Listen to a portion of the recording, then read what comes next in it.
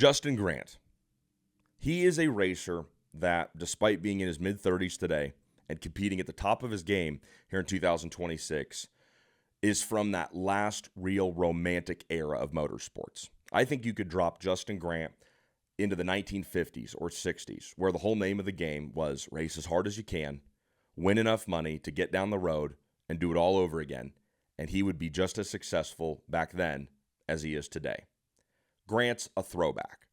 And if you know him, I think you understand what I'm talking about. And if you don't know him, I firmly believe that after taking in part one of his couch conversation, you'll have a better idea of the racer and the person that I think some people might misunderstand a little bit.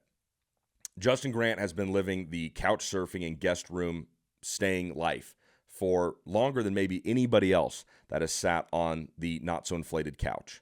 As a preteen, Grant was getting rides to go stay with a family friend in Red Bluff, California, just so he could race an outlaw kart earlier than he was even able to legally drive on that same interstate that he rode in with family friends. From there, it has been the stuff of legend for Justin Grant on his not-so-quick and not-so-easy route to becoming the all-time features win leader with the USAC National Non-Wing Sprint Car Division. Justin sits down here in part number one and tells lots of stories about lots of people that you've probably heard of and maybe even know. But then he tells some stories about people you've definitely never heard of, like a guy named Crazy Carl. But through all of the different names and places Justin talks about, he shares stories of things he learned.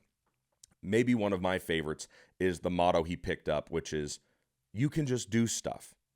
I'll let Justin explain what he means here in part number one by "you can just do stuff." But if there's a living embodiment of the life strategy of "you can just do stuff," well, that would be Justin Grant. You can just do stuff as well, like learn about Hasty Baked Charcoal Grills.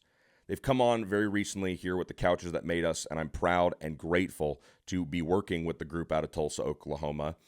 And I could tell you lots about their product right now, but instead of wasting your time here before Justin Grant's conversation, all I will remind you of is that Hasty Baked Charcoal Grills supports the sport of dirt track racing.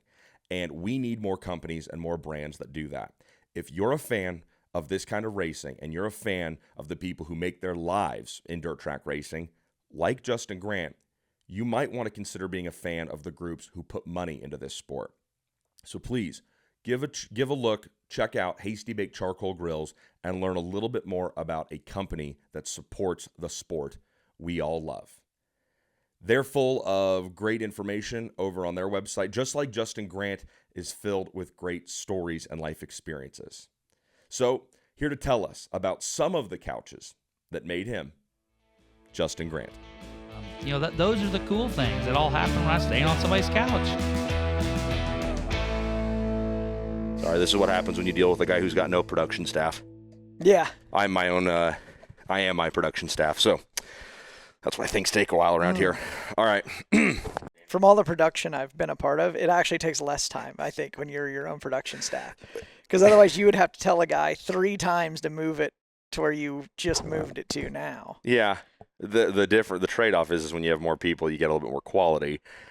When I'm the production staff, quality is only within my fingertips, and I'm usually holding a sandwich or something. But man, like I said when I first got here, dude, this shop that you've just done so much with it, and this isn't what the whole sit down is going to be about. But like when you look at the checks and you look at the banners and you look at the race cars that you've been successful with to earn these checks and to earn these trophies, and you're here on Gasoline Alley in Speedway, Indiana, considering where you've come from, which is what we're going to talk about, do you ever catch yourself going like, man, this is crazy?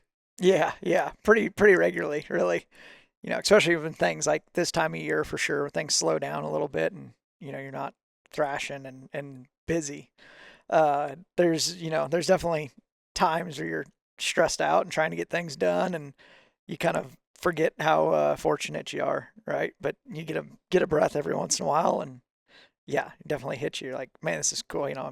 I'm in Indianapolis. I'm on Gasoline Alley. I've got what I think is a nice race shop, and yeah, it's really cool. Really fortunate to have what I have and be where I'm at, and yeah, and it's been fun. Ron Himmelgarn gave me this shop to work out of. Shoot, all the way back in 2000, I think it was 2018, 2000, winter of 18-19. Yeah, I think so. And yeah, you were here. We were trying to build midgets out of here to go to Chili Bowl and Buffing the floors. Yeah. I came back and we pulled it. It had carpet flooring. And, That's right. And I remember it was like the walls were like brown, yellow, something, and there's no lighting. And no, it was awful. We pulled all that carpet up and sanded the floors down and we've got it. Now it's painted and got good, decent lighting and got the floors done and a lot of checks on the wall and a lot of trophies in the rafters. And, my goal with this is people in all different forms of racing, all the different kinds of racing I've worked in, endurance sports car, IndyCar, karting and pavement road course stuff. I want a lot of people to see this. And so for context, it's a big deal that you're here because you didn't grow up in the Midwest. You didn't grow up in the heart of non-wing sprint car racing country, but now you are one of the biggest USAC stars racing today and arguably ever. And I like how you say you're fortunate, and you are, no doubt, but man, this stuff didn't come by being lucky. It came by a lot of hard work. And I just think it's cool. I mean, I haven't known you for more than 10 years, but to see what you've done in this building in just 5 or 6, it's just so cool to see. And I imagine hopefully you're proud of yourself. I know that's a weird emotion, but hopefully you can take pride in yourself. Are you able to? Yeah, like really recently. Really just really recently I've started to be able to kind of like, man, I'm proud of what I've done. And in the past, like you're so in it, you don't really like take the time to zoom out and look at it. And I've been probably, I get a bit, I can tend to get a bit obsessive on things and I get hyper focused or whatever on what I'm doing, and not always a bad thing, right? No, but not it makes in this line of work. Hard to step back sometimes and look at and so no, I have very recently been able to start feeling some of that, proud of what I've been able to do. And what do you credit that change to? Like, what's changed to allow you to do that? I don't know. I've relaxed a fair bit. I would agree. I would agree. Yeah. I've relaxed a lot. There was, I had started to notice that I could still be successful and relax, and I, relaxed a bit, and I was still successful, and I could still get the things done that I needed to get done, and perform the way that I needed to perform, and actually kind of enjoy myself in the process. And so I definitely had started to make that shift. And then, last year when I broke my foot, I couldn't do much of anything, mm-hmm. right? And felt terrible, and really just all my worst case scenarios. Like I couldn't work on the race car. Yeah, you had to sit still. I had to sit still. I didn't feel good. I didn't feel, like I was at my best. I didn't feel, like all these things that I had always worked really, really hard to try and control. I wasn't able to control, and was able to still go out and perform and bring home Silver Crown Championship and win races and win sprint car races, and ended up breaking the sprint car win record in that little swing there. And that was a big, like, kind of, I was already on that path of being able to kind of take a breath a little bit. But that was a good, like, hammer at home. Like, hey, we can still be successful and still accomplish what we want to accomplish and do all the things without holding on quite so tight. Yeah, I mean that alone could be its own, hour and a half, 2-hour show topic right there of the mental side of this. And you were really gracious with me about a summer or two ago, and we sat over there in that corner of the shop where this couch actually belongs. By the way, thanks for letting me sit on a couch while you sit on a couch. This couch is, I don't know, maybe as comfortable as that one, considering it's probably deflating right now. But we sat over there and you talked a lot about the mental side of this sport. And that's one thing that I mean, even I know I don't fully grasp, and I don't think anybody who doesn't do it could ever truly grasp. But yeah, that could be its own topic for a whole show. And I mean, I'm so interested in your perspective and how you've been able to slow down, I guess, for lack of a better term, and let go of a little bit of control instead of white knuckling all the time. But I mean, it's not like, I mean, how old are Bubba and Charlotte? They're 9 now. So, I mean, it's not, I mean, a lot of guys will say, oh, you know, once they have kids, they realize this stuff isn't the world. It's just their job. And your kids are your world, which I know that's how you feel, but it's not like, you know, you had your kids 9 years ago. So it's not like you just all of a sudden found that out. So that's really interesting. And I probably, you know, once I had the kids, I probably started kind of white knuckling even more. Yeah. Right. I kind of, you know, erased and I did my thing, and I wasn't really all that successful before I had the kids. You know, I did okay. I was, you know, I was all right. Right. Once we had the kids, I got pretty serious and figured, well, if this is, you know, I really probably should go get a job. So if I'm going to do this, I need to work as hard at this as I possibly can and be as successful as I can. And if that's, you know, if I'm going to keep screwing around, I might as well, you know, I need to do it as effectively as possible. And so that's, you know, what I did. It's what I'm still doing, I think. You know, I think I'm just finding ways to do it, you know, more effectively and more efficiently yet. And so yeah, it's like anything, right? Like you go along and you don't know, right? So you do what you think, and you try your best, and you make adjustments, and you learn more, and you get more data, and you make adjustments, and you keep going on. And so that's kind of, it's like racing is a representation of life almost. You know what I mean? Like what you just described sounds like a typical season where you figure something out and you take a few steps forward. Well, then you lose some ground, and then you find the adjustment and you move forward. Yeah. Well, that sounds like what you've done with your life and your racing. Obviously, you know, like I said, we could sit and talk about the mental side of it and your transition. Because, yeah, I mean, I got a real big smile when you said you feel like you've relaxed a little bit. And I noticed that at Chili Bowl this past year. I felt like you were just way lighter than you normally are. And not in a bad way. Yeah. In a good way, right?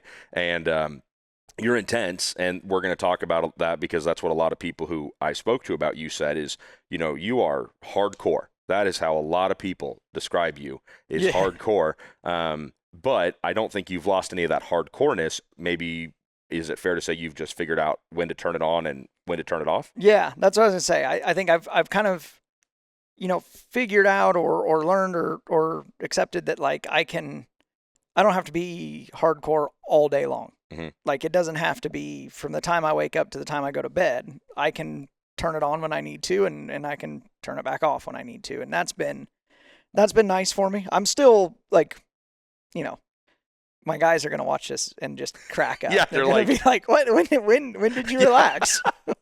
Are you only doing that when we're not there? So I'm definitely still, like, I'm still me, right? Yeah. But I'm chilling out a little bit. Well, how I noticed it was in the lead up to everything on Saturday. You were really, you know, kind of present, I feel like. Whereas in the past, you know, sometimes you try to talk to Justin Grant inside the Expo Raceway, and it's not happening. You're just not going to get very far in that conversation. Yeah. But what really shocked me, and I can't say that this is a brand new thing because, you know, I've only known you for so many years, and it's not like I've been in your pit every single night after a race, but you know, the way things went on Saturday for you when you were in contention to win your first ever Chili Bowl Nationals, and you were up there mixing it up with Logan and Dayson and Emerson Axum, and you crash out of the thing and you DNF, and I see you an hour later, maybe, and you were just like, well, we'll be back next year. And I was just like, who is this? And I don't know. And then maybe that's an unfair, you know, joke to make because maybe you've always been like that and I just didn't notice. But yeah, I noticed. I felt like you were very light this year at Chili Bowl. Yeah, I kind of feel that way across the board. Like, I just feel a bit lighter. At home as well? Yeah, at home, in the shop, like at the sprint car races. And I have my moments, right? Like, we're all, like, it's intense. You're wound tight. Things are happening. But I'm really learning, like we touched on, like, you turn it on, turn it off. And there's a long time now looking back, like, right, like I can see, like I felt like if I wasn't,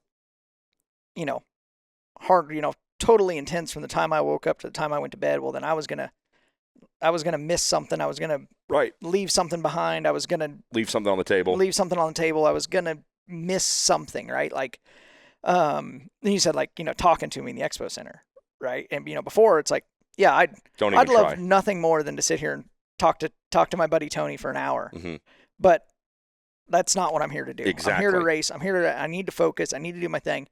And, now I feel like I've kind of come around to realize, like, hey, you and I can have a 15-minute conversation, and it's not, I can turn right back around, turn the switch back on, and get busy. And that's been a big, for me, I feel a lot better. And people think generally like I'm a little bit less of an asshole. So that's. Well, how old are you? 35. So you're barely 3 years older than me. So you're not exactly needing or looking for validation from a 32-year-old pit reporter for a series that doesn't have pit stops. But don't you love my title? Yeah, that's good. But I'll just tell you, man, I think that's extremely mature, to reach that, right? And some guys don't reach that till way, way, way, way later in life. And I'm sure you would say you wish you would have hit it 10 years earlier, but you didn't. You hit it now or within the last year, it sounds like. Yeah. And, again, not like, you need a real pat on the back for me, but I think that's wildly mature. Yeah. I think it's good for where I am right now. I'm glad I didn't hit it till now. Yeah. Right. Like there's a lot of the things that, I was able to do and have done in the past that were just on, a lot of it was done on just sheer aggression, hatred and aggression. And like, so it's, it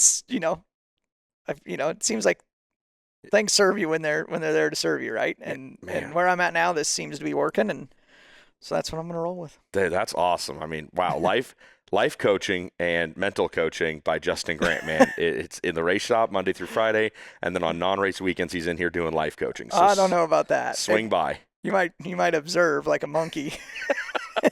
Well, you said it when you're talking about the expo. You're there to race. You're not there to talk. And it seems like you've been there to race. You are anywhere you are pretty much to race or to get closer to racing your whole life. And so I want to talk about the people who helped get you to this beautiful shop. Yeah, you made it beautiful, and yeah, you filled it with the trophies and the checks.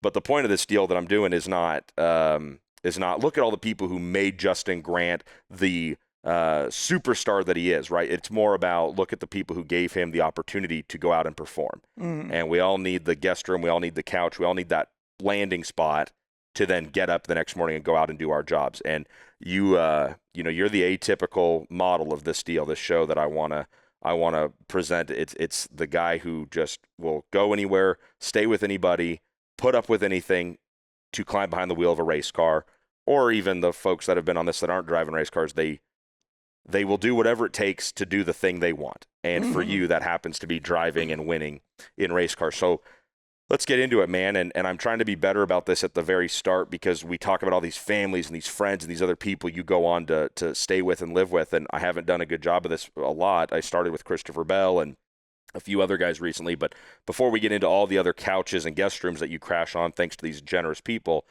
let's start with where you come out of. Your mom and dad obviously give you a good shot at life and make sure you can go racing at a really young age. So just, tell me a little bit about the home and the people you came from before you start to go out on the road and land on these couches.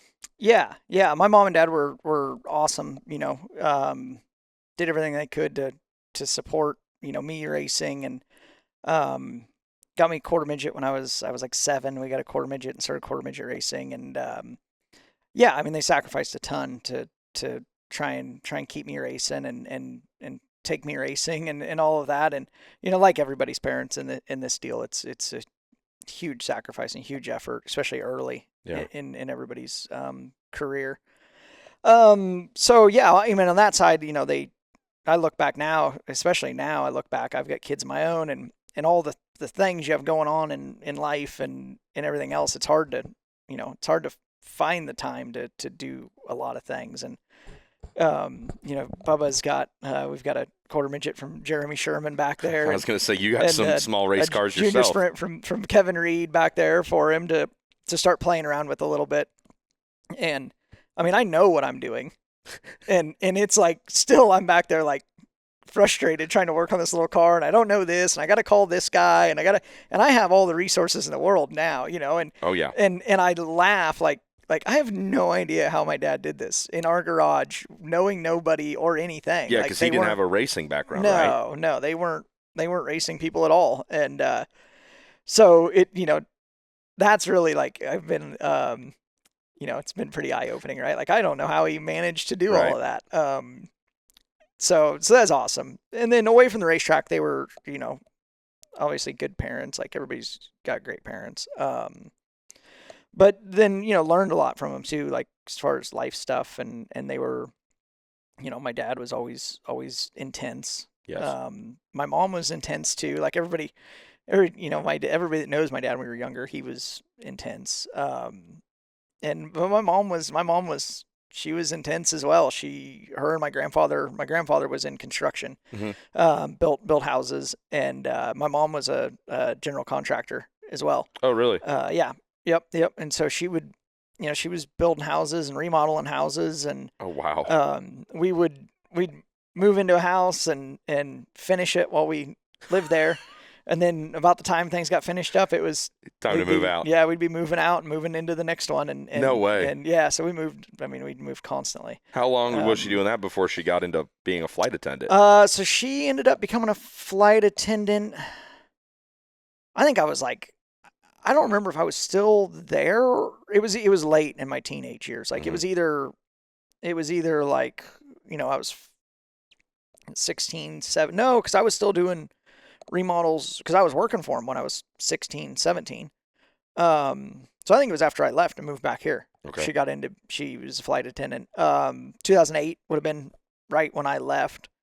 And that's when things, like housing crashed and everything kind of crashed, and that got slow, and they got burnt on a couple jobs and people not paying and things just kind of not, just stuff. And so she said, she needed a break, and she went and she'd always wanted to travel, and she decided to be a flight attendant. Pretty good way to do it. Yeah. Yep. And so she's still doing it. But yeah, so I mean, my mom, like I said, my mom was intense, and, she's on job sites.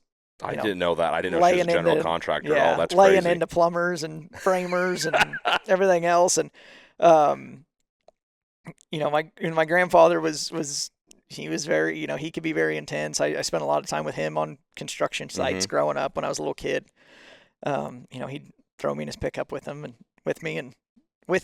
take me to work. And, it's fun for a, 6, 7-year-old kid to go with grandpa to work and watch him cuss and swear and yell at all the people. Build a house. Yeah. Yep. Watch him build a house. And, but then my grandfather was, very nice. Like he was a very nice man. Great to all of us grandkids. Great to my grandmother. I had great examples in my family of like, what I would say is like what you should aim to be, and my grandfather worked incredibly hard, but then he was, he loved my grandmother hard.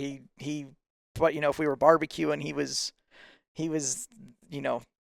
had to be the best at that. He was doing putting that. on a big dinner. Yeah, like if we were everybody. at their house, he was, he'd work all day, really intense. But then if we're all swimming, he's the first one diving in the swimming pool. Oh, that's cool. And if we're, I always, and if we're drinking, he's drinking. And I always, like, my grandfather was always doing whatever he was doing it. That's cool. As much as he could. And so got to grow up around them and my parents, and they were, much the same way, like just very, not very many excuses, and figure out a way to get it done. Well, that's a great way. That's how I would describe you. The whole time I've known you, there's nothing that slows you down, right? You may not know how to rip up carpet. Well, ripping up carpet's pretty easy. Anybody can do that, but you may not know how to buff floors and make them look like this, but you find out, right? And you just do it. Whether you know or not, you do it. I watched you fix the, lift gate on Rick Young's trailer at the Chili Bowl. I remember getting there with you, and we'd had problems with that gate, and I just see you get out and start working on it. I'm like,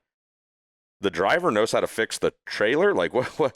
This is wild. This guy's just a jack of all trades.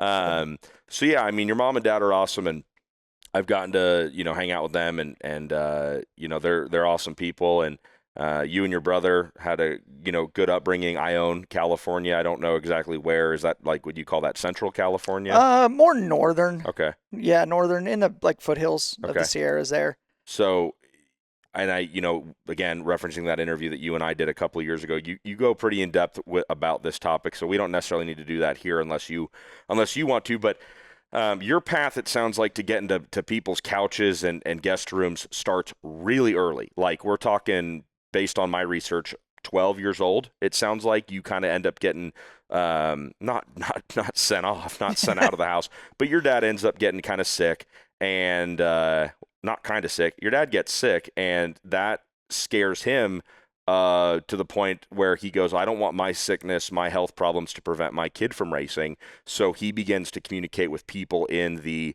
quarter midget and local karting community to get you out the door racing. Is that a fair way to describe how you kind of end up on people's, guest rooms for the first time? Yeah, absolutely. Absolutely. Yeah. So when I was a kid, we were racing, and my dad was always finding a way for us to go race, right? Like we never had, we were good shape, right? But never had like just crazy resources. Spend it without thinking about it money, right? Right. Yeah. And so he was always finding a way for us to race, and then when he got sick, it became, much more like difficult for that, right? He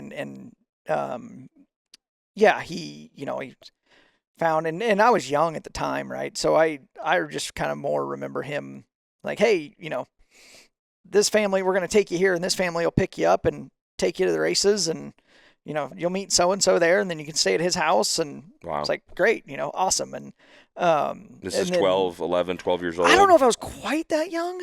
I mean, running karts, I remember it more in karts. Right, outlaw karts. Like 13, 14. Okay. I think a bit like, in quarter midgets, like going down with like Garrett and Gary Hansen, and I'd go stay down there, and they would take me racing. So yeah, I guess then I would have been 11, 12 years old. Right. And Garrett was 15, 16, 17, and we'd raced with them quite a bit, and Garrett I was close with Garrett. He was like my big brother, and yeah, they would take me quarter midget racing. They took me to Pennsylvania and took me all over. And so that was fun. At that point, it was more, I was going down to just stay with my friend and go racing. Yeah. When we were doing the karts, it was a little more like, I don't know these people, but I was pretty gung ho. I'd raced since I was 7. Yeah. Or 6, I think, 6, 7, and you grow up fast racing. Mm-hmm. I feel like, right? Like kids that have raced from the time they're young are pretty old. Like, yeah, by the time you're 12, 13, like you've seen a lot more than most 12, 13-year-olds have seen. And in large part, I think large part of that is due to the traveling. And growing up around other people. Not everybody goes and spends weeks at a time on a couch or a guest room, but you're just around more people when you're going to racetracks, and you're having to compete against kids and meet their parents and maybe get yelled at by their parents. But like, you are the, again, just, stereotypical model for this deal, which is you were out on the road living a lot of life as a preteen, essentially. Yeah. And that caused you to grow up really fast, from what I've learned. Yeah, probably so. Probably so. Like, I hate to like phrase it like it was bad. Like I look at it like it was a ton of fun. I loved it, and like, so I don't want to phrase it like it was like a, like, oh yeah, I had to grow up quick because life was hard. Like, I was having a blast. Right. Like things were awesome as far as I was concerned. Yeah, I don't mean to phrase it negatively either, but I get where that phrase has that connotation. But like, again, you're 35 years old, and I'm not saying you got it all figured out either, but you got a lot more figured out than some 35-year-olds, and I think that racing and the life of traveling has gotten you to that point. For sure. Yeah. Yep. Absolutely. And like you said, like I got to be around so many people, and like we're probably, we're going to touch on a lot of them here, but so many people that have like I've learned a ton from. Yep. Like, right? Like, and you pick up the best parts of, or you try, right, to pick up the best parts of the people you're around, and you learn things from them, and it's just, yeah, I feel like it's, if you're able to do it, it's a great experience. That is such a big backbone of why I wanted to do this, because I've had this theory. I'm just an infield announcer, and I just hold microphones. But to get to where I've gotten, I've had to ride a bunch of couches and stay with a bunch of people that maybe when I pulled into their driveway, I didn't know, but I knew I was going to go announce for them that week, and I was living with them. And I have come up with this theory over the last 15 years of file cabinets. We all have file cabinets in our brain, and as you grow up, you build your file cabinet. So when you have to deal with a scenario that you've never dealt with before, you open up that file cabinet and go, well, how did my mom handle it? How did my dad handle it? Mm-hmm. And for most people, that's the extent of your examples, right? And humans are creatures of habit. Well, if you and I have to go encounter something that we don't have we don't have a habit formed around, well, we're going to fall back on what we've seen. You, myself, and everybody that's lived this kind of gypsy lifestyle, I argue that your file cabinet has vastly been expanded tenfold because you learned from Gary Morgan's family, and that got added to your file cabinet, or Pat Sullivan's, or any of the half dozen people we're going to talk about. And I think you just nailed a big pillar of what I'm talking about here is you spent time around people older than you, and you took in how they do things, and that's what I want to learn about, what you learned from them. So Gary Morgan is the first guy on the list that you supplied me with, and in reference to you growing up quick and being a mature 13, 14-year-old, Gary told me the first thing out of his mouth was, man, Justin speaks quietly but carries a big stick. And that was you. That was you as a 13, 14-year-old is how Gary Morgan described you. So who's Gary Morgan? Gary is, well, he's Jake Morgan's dad now. But well, back then he was Jake Morgan's dad then. But yeah. But he was a guy actually lived like next door to Kyle Larson. Right. Well, that's when how Kyle Jake was a got kid. started in racing. And that's how Jake got started in racing. The Larsons kind of ditched a cart on them, it sounds like. Yeah, yep. And so we met Gary through quarter midget racing. Then they were getting into go-karts, and they were like, hey, check out these go-karts. And we went over to their house. And he was quite proud to let me know that he got you guys out of quarter midget racing and into outlaw yes, karts. He said that he tried to convert as many people as he could out of quarter midgets. Yes, so that tracks. So he drug us out, and we started running outlaw kart stuff. And that was, my dad was sick then. He was starting to be sick then as we were getting out of quarter midgets. And then we kind of got into the karts, and we ran, I think, like the winter season.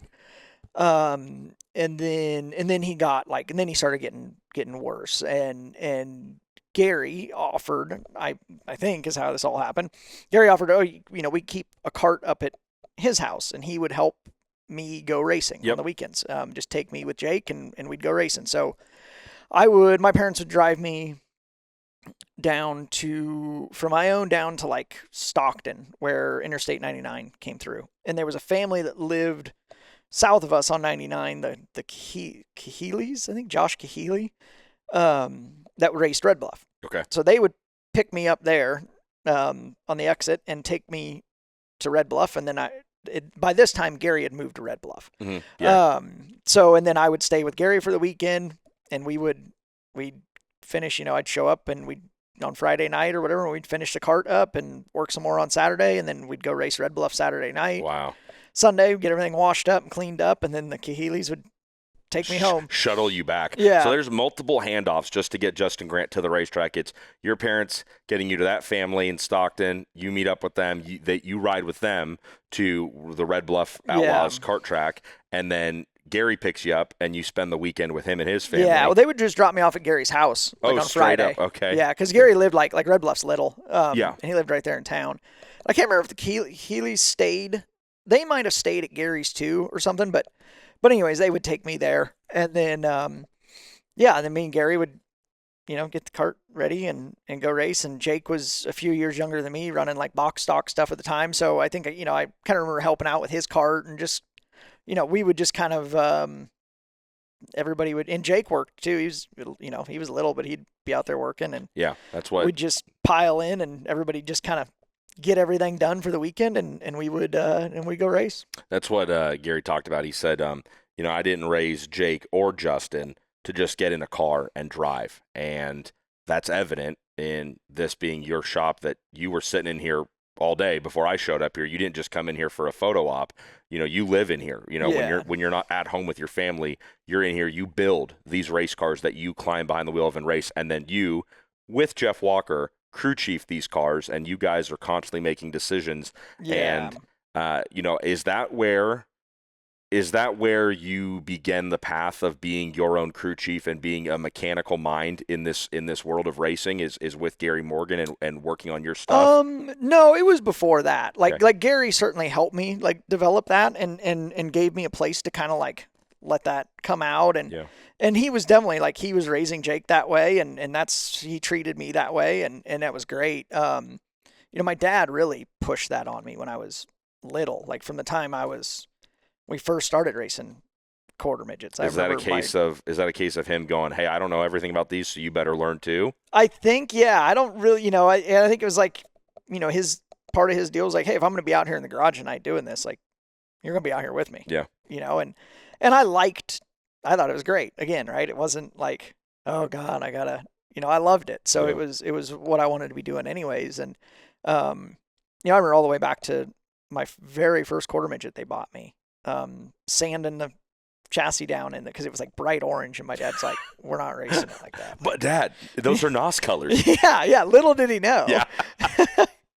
Well, it wasn't 172C. It was like flow. So get it off. What a corporate man right there. Those are color codes for those of you back home. But I remember being in the garage with him, 6 years old, sanding the Frame down to frame get it. down, and then we just rattle canned it. Oh, black. That's awesome. And so yeah, from the very beginning, my dad was like, "You're gonna work on these things." Yeah, that's cool. And then really let me develop that. He and I don't know how, my dad taught me a ton of stuff, and I don't have any idea how he learned any of it, because Right. he didn't know any, There was no YouTube back then either. No, everything's easy now. Right. Basically, if you know right and left, you can do anything. You just YouTube it. It's great. Yeah. If you have an internet connection, you can probably learn how to do a lot. It's amazing. Yeah. But no, I remember, I was like 9, 10 years old, and my dad would have me revalving shocks and doing that stuff. And then we'd go out to practice out at our little track, and he'd spend all day out there and just let me make the decisions. Wow. Right? I'd go out and run 5 laps and come in the pits, and he'd want me to tell him what what do we need to do to the car? Mm-hmm. And it needs this, and then he'd mess things up on it, and then your dad we're talking about? Yeah. And then send me out and want me to come in and tell him what was wrong. Oh, very right? smart. Very smart. See if you're really it's got paying the wrong gear in it, or Uh-huh. it's got, different things like that. So I remember going out and doing that with him a ton. So that's that was really kind of the foundation of it, right? Right. That was massive. And it's been the bane of crew chiefs since. They all chiefs must who work with Justin Grant. hate my father if they knew. Yeah. Well, it's a trend that shows up a lot when people talk to me about you. But Gary said Justin just showed up, and as a whatever age you were, 12, 13, around that age, pretty young, he said that you just showed up and were an instant study. And again, that's what several people that I've talked about you have all said, is that you just wanted to learn. You were a sponge. You wanted to soak things in. And so I just find, and I don't necessarily know if there's an answer, because some kids, come out of the womb and are inquisitive and want to learn, and some come out and couldn't give a rip, right? Yeah. And maybe it's just because you found your niche and you found your thing, and when you find your thing, you want to know all about it. But I think that's a mark of one of the greats, or guys who don't just want to know part of it; they want to know all of it. And so from Gary Morgan on, everybody I've talked to says, "Yeah, man, Justin just wanted to learn about everything he could." Yeah. Was that hard as a kid? No, I always just right? I've always just loved race cars. Yep. Right? I loved driving race cars, obviously, but I've always just loved the whole thing of race cars. I like working on it, right? It's boiled all the way down, right? I love working on them. I love the way they sound. Yeah. I love Like I like looking at them. I like fiddling with them. And driving them's really cool too. But the whole thing is really cool. And I've always just been, infatuated with the whole thing. So that's why I'm saying in the opening, this right here has got to be your dream come true.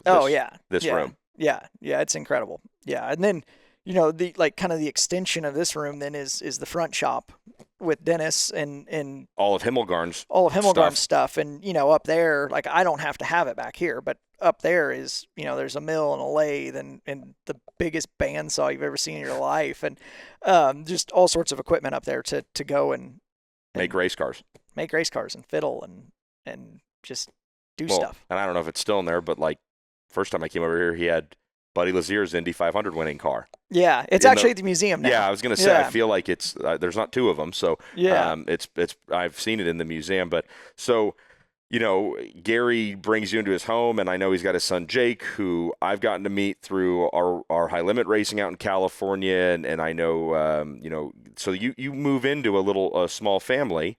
And again, you were only there for the race weekends, and you'd go back home. It's not like you were out, backpacking it around the state at 13, 14 years old. But, I'll kind of pose my first big sort of like people question here, and it's on the spot. But do you remember anything from being around a different family? Do you remember being around a different set of parents? They weren't your parents. You had parents. You've got great parents.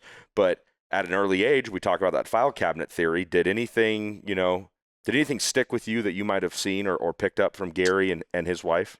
It was so, like, I was so young then. It's been so long now since I'd lived with them. Like, I don't really remember much of, like, the family aspect of being at Gary's house. No doubt. Like, I remember the racing. I remember being in the shop.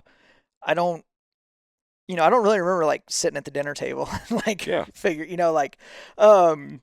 but just learn, Gary was great for me in the fact, like, we got to work on it. We got to get it done. We're done racing. We got to get it washed. We got to get it put away. Like, we're doing, like, there's a right way to do these things. And Gary had raced sprint cars, so he had, like, a bit of an idea, right? Like, yeah, knowledge base. Yeah, of, like, the proper way to kind of do things. And, and, pick up your tools, clean, like, just a lot of that. I felt like learned there. And then go-kart racing, we were in the weeds on it, like set up stuff and doing, and Gary was, I think I've always been pretty like, hey, what if we did this? Mm-hmm. Or like, well, yeah, if we're going to add a pound of air, why don't we add 4? See what happens. So it's very Gary interesting. was like pretty good at like, kind of, he didn't ever really want to like, hey, we're pretty good. Like, let's maybe just keep this thing in the rails. And, which that's been a theme for me forever. Like, I'm always good when I have a guy to, like, kind of talk me down. Well, that's a very interesting way you describe your, relationship with Gary at a very early age, because Gary said, well, the last thing I wanted to say about what Gary told me about you was you were just telling us about everything you'd learned from Gary, just the simple routine, the basics of running a race team, right? Mm-hmm. And I'm sure he wouldn't have even called it a race team back then. It was just you and his kid going racing. But he told me, man, I only had a phone call with the guy, but I could pretty much hear him smiling through the phone talking about you. Yeah. And he said that for everything I might have taught Justin, he goes, I'm positive I learned more from him. Yeah. And I think that's definitely to do with racing, but also probably just having fun and being a young spirited person with it. Right. But based on the way you just ended that, which was like, oh, I would kind of get a little aggressive with it and I'd want to play with it. That's how Gary told me. That's why Gary told me to reach out to Carl, because he said that it was his nickname Crazy Carl. Oh yeah. And he said that Carl would indulge Justin's tendencies a little bit more to. Gary said it. He goes, I'm pretty conservative when it comes to working on a race car. I know it works and I like to stay in that box, right? He said, so Carl, and is it Pavlich? Pavlik. So Carl Pavlik was the next step for you. Literally in terms of moving on and staying with the next group. But also, he was the kind of guy that would go, Gary gave some crazy example like, oh, Carl would be the guy to go, well, what if we tried putting the right rear on the left front? If we did that, well, it would actually get it to do this. And he spoke like the way I've heard you speak before. So Carl Pavlik kind of ends up being the sort of guy that helps you kind of put a little bit of air in the balloon of Yeah. your mechanical mind. Yeah. What was staying with Carl like? It was, as his name suggests, it was crazy. Carl it was a wild time in a young man's life. Carl is awesome. So I'm gonna phrase all of this now that Carl was a different Carl then. Okay. At this time. Is Carl today in 2026 not crazy Carl anymore? Carl's no longer crazy Carl. But Carl's back for the sake of this story, Carl was crazy Carl. Yes. Okay. Carl was crazy Carl. Okay. Yeah. So yeah, there's today Carl and then there's crazy Carl. Crazy Carl, I think I was still like doing the same program. Like I would ride up with the Keeleys and they just dropped me off at QRC at the kart factory. And I would help Carl work there. We would work on the kart there. We kept the kart there. And I worked in the kart factory a fair bit. And then like on all my breaks, like spring break, fall break, summer break, I would just live with Carl for that time. And I worked at the kart factory. They had me out building wings they had just like one building was just for wings there. And it was, man, I remember it would be so hot. It was like Red Bluff would get like 110. Yeah. And you're in this aluminum building, right? Like no air conditioning. And I'm like 13 or 14 years old. I don't know who just decided like, yeah, we can hire this child to build wings. We probably don't even have to pay him. Yeah, I was going to say hired implies you were getting some sort of like compensation. Yeah. And so you're in this aluminum. I was in this aluminum building, all like building wings. It's just full of aluminum. The thing was like a radiator. Like you'd walk out on the asphalt and it'd be like, it's nice out here. Like it was brutal.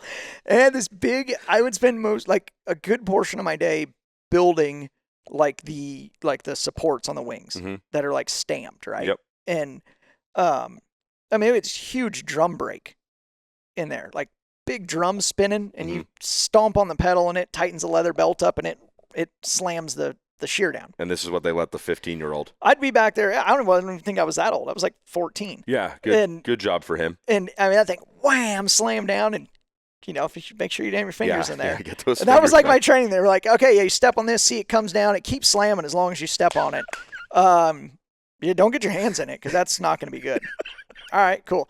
And then I built the whole wing. Like they trained me how to build the whole wing, and I would go in there and I'd build wings. And it was fun. Working at QRC was a blast. Like the cast of characters in there, not only Crazy Carl, but the whole cast of characters. But they would drop me off up there. I'd stay with Carl. Carl and I'd go race just like Gary and I raced. But it was free for all at Carl's. Like if I say, hey, what if we did this? Yeah. It was like, he would indulge you. Yeah. What if we did it even more? Yeah, what if we went even further? He's like, what if we did that? Yeah. You're just like, what if? Yeah. And we would just try, like we would just do stuff and just try stuff. And it was a lot of fun. And I lived with Carl, like he was in the throes of a pre-divorce at the time. Like, yeah. I hope Carl's not upset that I share all this. He told me a little bit about it on the phone. He just said we didn't need to spend too much time on it. Okay. So, yeah. It was pretty, we'll just say it was pretty gnarly at times. Okay. And but like, I'm not going to tell my parents about any of this because well, they're probably not going to let me come back up here. I want to keep coming up here and racing. Keep coming up here and racing. And so me and Carl had a blast though. Carl taught me how to drive. Yeah, taught me how to drive manual. For context, this is going on while you're 14 and you're talking about how much fun you're having with this guy. This isn't some cool 17, 18-year-old. This guy's probably 20 years older than you? Yeah. 25. Yeah, he's probably mid-30s at this point time? In your life. Yeah. So which means today he's in his late 50s probably. Yeah. Okay. He also said something very similar to what Gary said when you showed up. Gary goes, "Oh man, Justin Grant, walk quiet, carry big stick." That's how Justin was at 13 years old, right? It's a pretty bold stance to describe a 13-year-old, right? Walk quiet, big stick. Yeah. Yeah. Carl goes, "Man, Justin Grant when he showed up was a 40-year-old man trapped in a 14-year-old's body." So that Yeah. must be why they trusted you with the drum brake. Must have been. And I was fine. Like at the time I didn't think anything of it. You Now never looking do. back, Yeah, right? you I'm never like, do. who let me do that? Yeah, you're counting your fingers every morning you Yeah. wake up. Yeah, I'm still good. Yeah. But no, me and Carl had fun, and yeah, and we raced, and it was a good time. See, now you and Carl may have had fun, but what about the people on the other side of the bathroom door in QRC who were using the facilities? Were they having as much fun while you guys were outside the door? Oh, probably not. And why would that have been? Which one was that? There was so many QRC was just constant antics. I'll just say bottle rockets, and then what does that make you think of? Yeah. There was a lot of bottle rocket action. Yeah, in a race shop, which I feel like is not a good thing to get into the practice of. He had several stories. There was the bathroom door. He said, yeah, Justin and I, would sometimes just get underneath the crack of the bathroom door while someone was in there using it, and there'd be a quick flick of a lighter, and then the next thing you know, a bottle rocket's flying through the men's room, which sounds just so scary. It is if you're in the bathroom. Yeah, that's pretty key on that. Don't be in the bathroom is what you're saying. I guess those guys love to do the oxyacetylene bombs too. Go ahead. They would do like coffee lids, and they'd put acetylene in it and put it under like the guys would be sitting there welding. Oh wow! And they'd slide it under their stool Mm-hmm. and light it. Oh. And that thing bang, and it slams the coffee lid off the bottom. It's like it's a pretty violent explosion. Yeah, oxyacetylene. Yeah, tends to not be a small. Yeah, they reaction. do that. It was constant. They'd throw water on each other when they were welding, and it was. Maybe Gary told me something. I can't remember. The stories get a little sideways. Did Carl have a bunch of fireworks go off on his back? Yeah, he used to put them in the back of his pants, and then he would bend over and light them out of his crack. He would do this to himself? He would do this to himself. Wow. And one time, one of them didn't go, and he was like, and stood up, and then they all went off in his shirt. He had done it successfully a lot. He said he looked like he'd been peppered by a shotgun shell. Yeah, blew the whole back of his shirt out. Oh my God. Yeah, he was all burnt, and it was fun. We had a lot of fun. I mean, if you say so, man. So Crazy Carl, I can just go out on a limb and say too much of Crazy Carl did not rub off on you, because I've never known you to be. I mean, that's wild to just be like, I'm gonna stick this firework inside my body essentially, and then I'm gonna point it at someone and just hope it doesn't. I think fortunately I got to see it all. Everything that Carl did, he would do it enough until it finally went wrong. So I got to see it all eventually go wrong. To play it all the way out. You got to see it play all the way out. Right. You weren't just some kid going, that looks cool. You actually got to see it go bad and go, oh, yeah, I don't know about that. Yeah. Oh, man. Yeah, okay. So Gary was very adamant about me calling him Crazy Carl, and I'm just like, whatever. That's just some nickname. No, it was legitimately. Oh, he was. Yeah. Yeah. If Psycho would have rhymed, that would have been better, but Crazy's what you had to go with. There's current Carl and there's Crazy Carl. Yeah. But I had so much. I had tons of fun with Gary too, but going to Carl's was right, totally different world. Gary was like dad. Yeah. Right, and Carl's was like another fully grown 14-year-old. And it was just chaos. Carl talked about. They said they were joking in the QRC factory earlier this year during the Chili Bowl, because there was that video clip floating around from Flow Racing of you teaching Jet Barnes how to shotgun right before he went up for his driver intro. Yeah. And apparently a lot of people came up and kind of elbowed Carl in the gut or in the side and was like, so who taught Justin how to do that, Carl? Yeah. We learned a little more than racing up there. I like that. That's kind of what it's about is you spend these times with these people, and you don't wake up and talk racing and go to sleep talking racing, right? You that's the main reason you're there, and that's why you're friends with them, and that's what's drawn you together. But I mean, you and I, when we get to see each other, we don't just talk racing 100% of the time. We talk about a lot of different stuff, your kids, life, what's going on. And I think that's what's cool about this lifestyle is you are forced to be around these people. Levi Jones did one of these with me. And, he talked about there's a lot more that goes on before and after you leave the pit gate. There's a lot more of your day before you check into the pit gate, and there's a lot more of your day after you leave the pit gate. And that was, Jeff Walker. We're going to talk about him. But, so congrats on surviving living with Crazy Carl, because that sounds terrifying, honestly. Yeah, it was. I mean, I had I loved every minute of it. I thought it was great. I loved it. But yeah, in hindsight, it was pretty aggressive at times. But I learned a ton. As far as like just being able to kind of let your imagination when it comes to mechanics and setup run a little bit wild because he indulged you, is that kind of?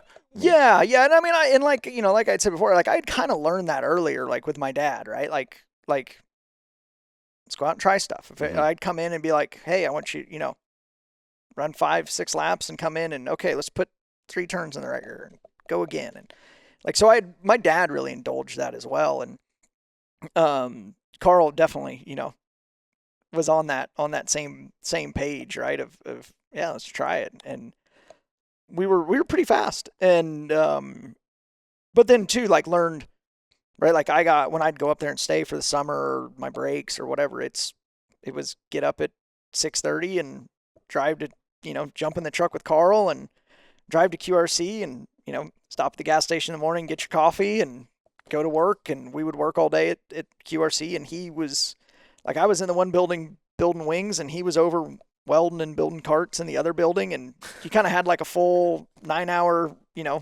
job.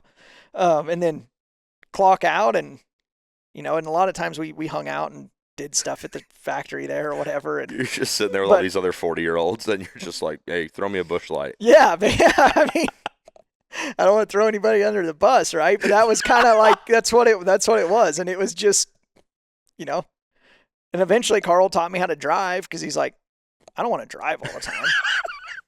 Right? Like, and sometimes like you're going to need to drive home. So sometimes you're going to be the sober one. Yeah. Yeah. And so he taught me how to drive in like the apple orchard, like across the street from QRC. He had an old Toyota pickup truck. It was 4-speed. And he taught me how to drive over there so I could drive sometimes. Yeah. Yeah. At 15 years old. Yeah. I think I was 13, 14 then. Man, and I see why he described you as a 40-year-old in a 14-year-old's body, because you're literally just, I'll get up at 6:30, hop in the truck, go get coffee, go to the shop, work on building wings for 9 hours. Yeah. Most 40-year-olds don't work a 9-hour day today. And you're just like, yeah, we'd get done, hang out, BS with a little bit. I might drive him home. So you were literally like his peer at 14, 13 years old. Yeah. Yeah. And I loved it because, right, like, and that's the whole factory. That's how they treated me up there. Like, right. It wasn't like, hey, we got a little kid in the room, babysit him, or we got to make sure, it was just like they'd come in and get in my shit if I hadn't gotten enough done for the day. And like, they're like, what's going on, Justin? We got a quota to meet. Yeah. And you're like, my fingers are bleeding. Yeah. I loved it. I thought it was great. I thought it was awesome. That's hilarious.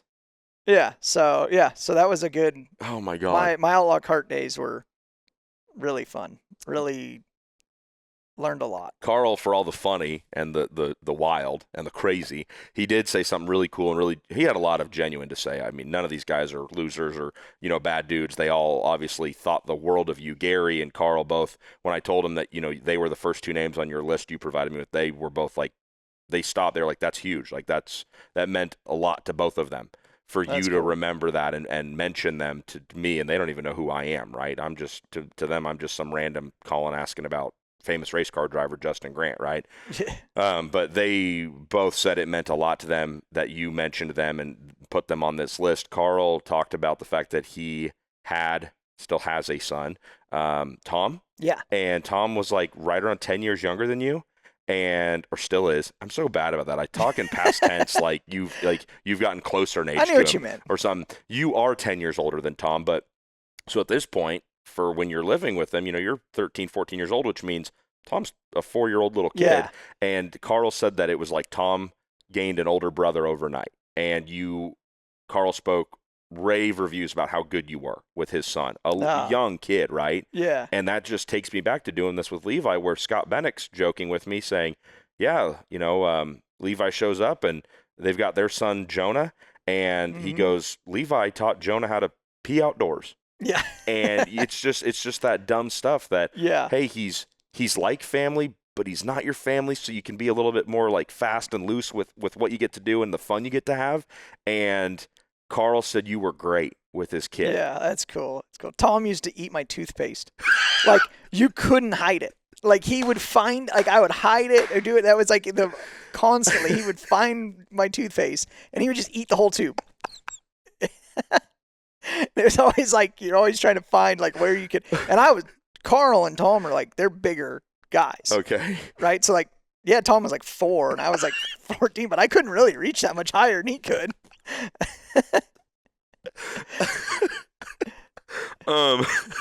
Justin Grant on record saying that at 14 he had a hard time outreaching a 4-year-old.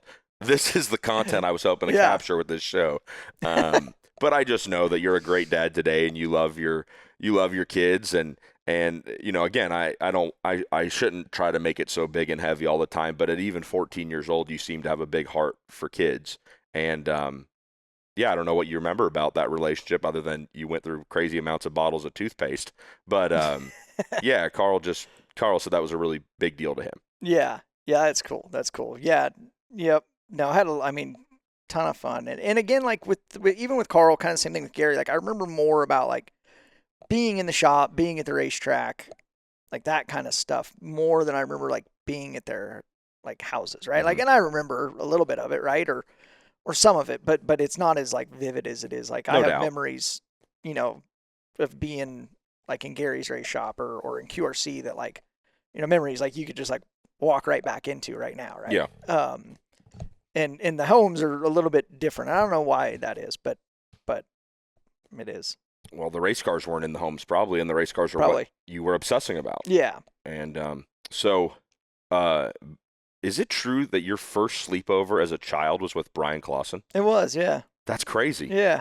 Yeah, we raced quarter midgets together. Yeah. Yep. I remember hanging out with you for the first couple times, and you shared with me that you were close with Brian growing up. Obviously, yeah, when we were little, like they moved to Indy. I think Brian was like, I want to say Brian was like maybe like 9. Oh wow, that's even earlier than I thought. Young, like we were, we were buddies when I was like, like 7, 8, 9, like little kids. Was he was he older than you? I think we're really similar in age. Okay. I can't remember. It's like we're like maybe 6 months one way or another. Mm-hmm. I don't really. So remember. really close in age, yeah.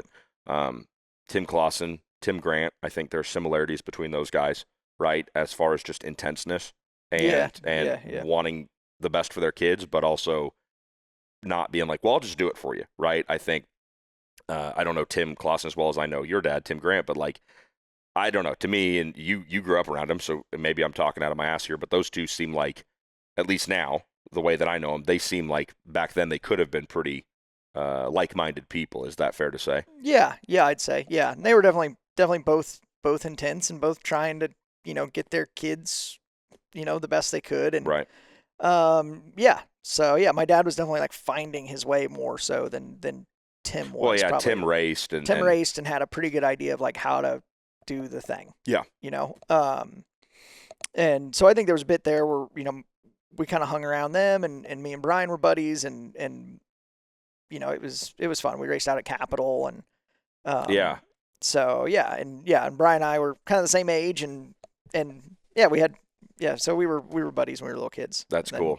Yeah, it was my first sleepover, first few sleepovers or whatever we would be over there. I think Dr. Sullivan shared that stat with me. He goes, you should confirm with Justin that his first sleepover was with Brian Clausen. I'm like, that's crazy. That's a super cool stat. I mean, who would have thought that at that age, when you guys are spending the night with each other, just having sleepovers, screwing around, that, you'd both go on to have the careers, and obviously it's tragic that Brian's doesn't get to continue.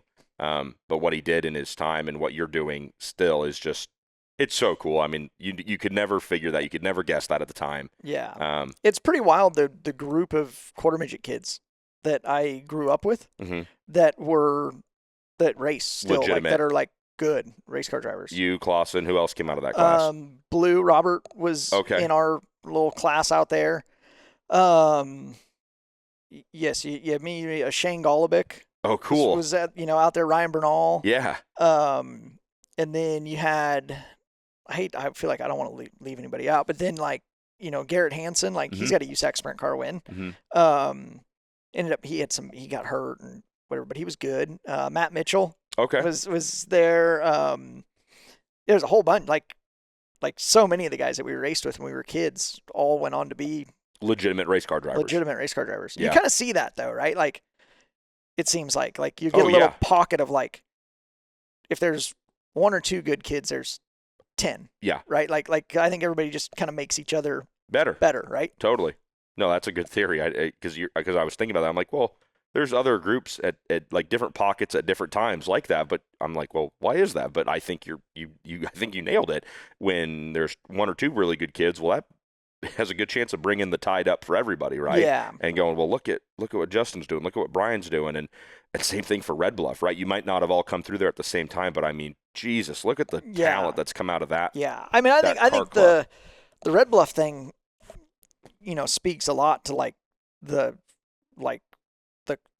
cars. Totally. The karts are so hard to drive that the guys that are good at it are, oh my God, good race car drivers. Rico Abreu, Kyle Larson, Tanner Thorson, yourself. I mean, Yeah. Logan Seavey. I mean, and you're dead on. Chase Rodman took me out to one, I think 2 summers ago when we were out there for High Limit, and I got down into the infield for, what is it, the 500s? And, oh my God, I saw those things just slam through the corners. Absolutely violent. And you're like, that's got to be, per square inch as quick as a sprint car on some tracks. Oh, I mean, absolutely, yeah. those things are wildly aggressive, it looks like. Yeah, they're radical little cars, and especially in Red Bluff, right? Mhm. They're on all that gear, and the track's hooked up, and they're like, it's Flying. Yeah, it's fast, and and then when I started running them, like, it was a lot of older guys. Mhm. Like, they're probably not as old as I remember them being. But they were older than you. They were older than me. They weren't teenagers, Right. Right? They were, they were guys in their 20s. late 20s, early 30s, mid 20s, and they were, like, they worked all week, Right. and then they had their cart, and they'd go to Cycle Land in Red Bluff, and they were serious about it. And the guys, like, then there was, like, the local sprint car guys would run Red Bluff Mhm. a lot of times, like the Becker brothers and I'm trying to remember who all else, but a handful of them would come and run. Yeah. And there was a group of guys when I started racing outlaw karts that were, like, men, and they were good. Like, they were some of the best, most phenomenal racers I've seen still, right? Like, Yeah. and I think that whole culture, like, just carried on in the outlaw kart thing. And a lot of those guys are still around, still racing, Yeah. doing the thing. And it was funny, it was like all brothers. Like, he had, there was, like, like Sean and Michael Becker. Mhm. They were good. Had the McCain brothers, so they were awesome. David and Michael Tartar Mhm. were really, really good. Trying to think of Ryan Fowler. There was another one. I'm trying to remember his name. He was super good. But I mean, you had a group of guys that were just Super deep field of drivers. Super deep field. Pete Johnson. He was really good. Like, it's just super deep field of guys that were really good at what they did. Yeah. And they would come, like, the sprint car guys would come, right? Yeah. And, like, they weren't going to just wax. Right. Like, the idea would be like, oh, the sprint car guys are going to come here and hustle these outlaw kart regulars. Yeah. But it's not that easy when they're as good as they are. Yeah. Yep. We've gone out there a couple times when we're out on the West Coast, and it's a little bit of a long night for my taste. But those are really entertaining races, and it's just elbows up from the time you leave for the warm-up lap, it seems like. Yeah. And you can kind of see where, like, the guys that have come from there kind of get their style. Oh, my right? gosh. Like, we've all kind of got, like, I feel like I've got it. I'm sure people will enthusiastically agree. Well, if Tanner Thorson was a racetrack, he'd probably be the Red Bluff Outlaws. Yeah, right. And, like, you get Tanner and Rico, and like, Buddy's another one, Oh, right? yeah, I can't believe I left him out. Yeah, and just so many, and we're all pretty aggressive, Yes. right? Like attack. And that's the thing about California sprint car racing is you grow up on those little bull rings in go-karts, and then you're just slightly bigger bull ring, but probably again for the comparison, you put one of these a 410 or even a 360 sprint car, because I know 360s are probably still much more popular out in California than 410s are, because the tracks are also, you don't need a 410, and so you guys go from racing these just outlaw kart war machines around a little tiny Red Bluff to racing a 360 or a 410 sprint car around a relatively similar small bull ring. Yeah, like the move for most of those guys was, and I didn't run wing sprint cars out there, but the move for most of those guys was to go, from outlaw karts to running wing 410s at Chico. Mm-hmm. And that was kind of, Friday nights at Silver Dollar was like the thing. Yeah, you get your elbows up at Red Bluff and you don't put them down for 30 more years. When I first got into the karts, like the first season or whatever, the first half season or whatever, Kyle Hurst was, I think we bought a kart from Kyle Hurst's dad. Well, Kyle came and would come over to the house and help with it. And then he went racing with me a couple times, and I got to know Kyle really well. And he's another one I've stayed with him up there, in Orville. We'd stay and him and all his buddies. But then Kyle was, at that time, sprint car racing on Friday night. So it was, we'd go watch Kyle race Friday night, and, it was fun. It was a cool, such a cool little motorsports bubble up there. Yeah, to grow up in. Mm-hmm. I don't want to skip over anybody, but I didn't get a chance to talk to everybody on your list. The next name I got a chance to talk to was before you get out of California is Jimmy Sills.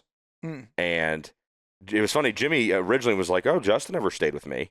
He talked about how much you would help out at the school and work with him. Yeah. And then eventually it started to come to him, and he's like, "Well, yeah, he probably did stay after a long night or something if the classes ran long or whatever." And so, and there's no parameters to this deal. There's no rule that says, "Oh, you have to have stayed with someone for 6 weeks." You know what I mean? Or there was a lot of times Jimmy's like, I would go up on Friday afternoon.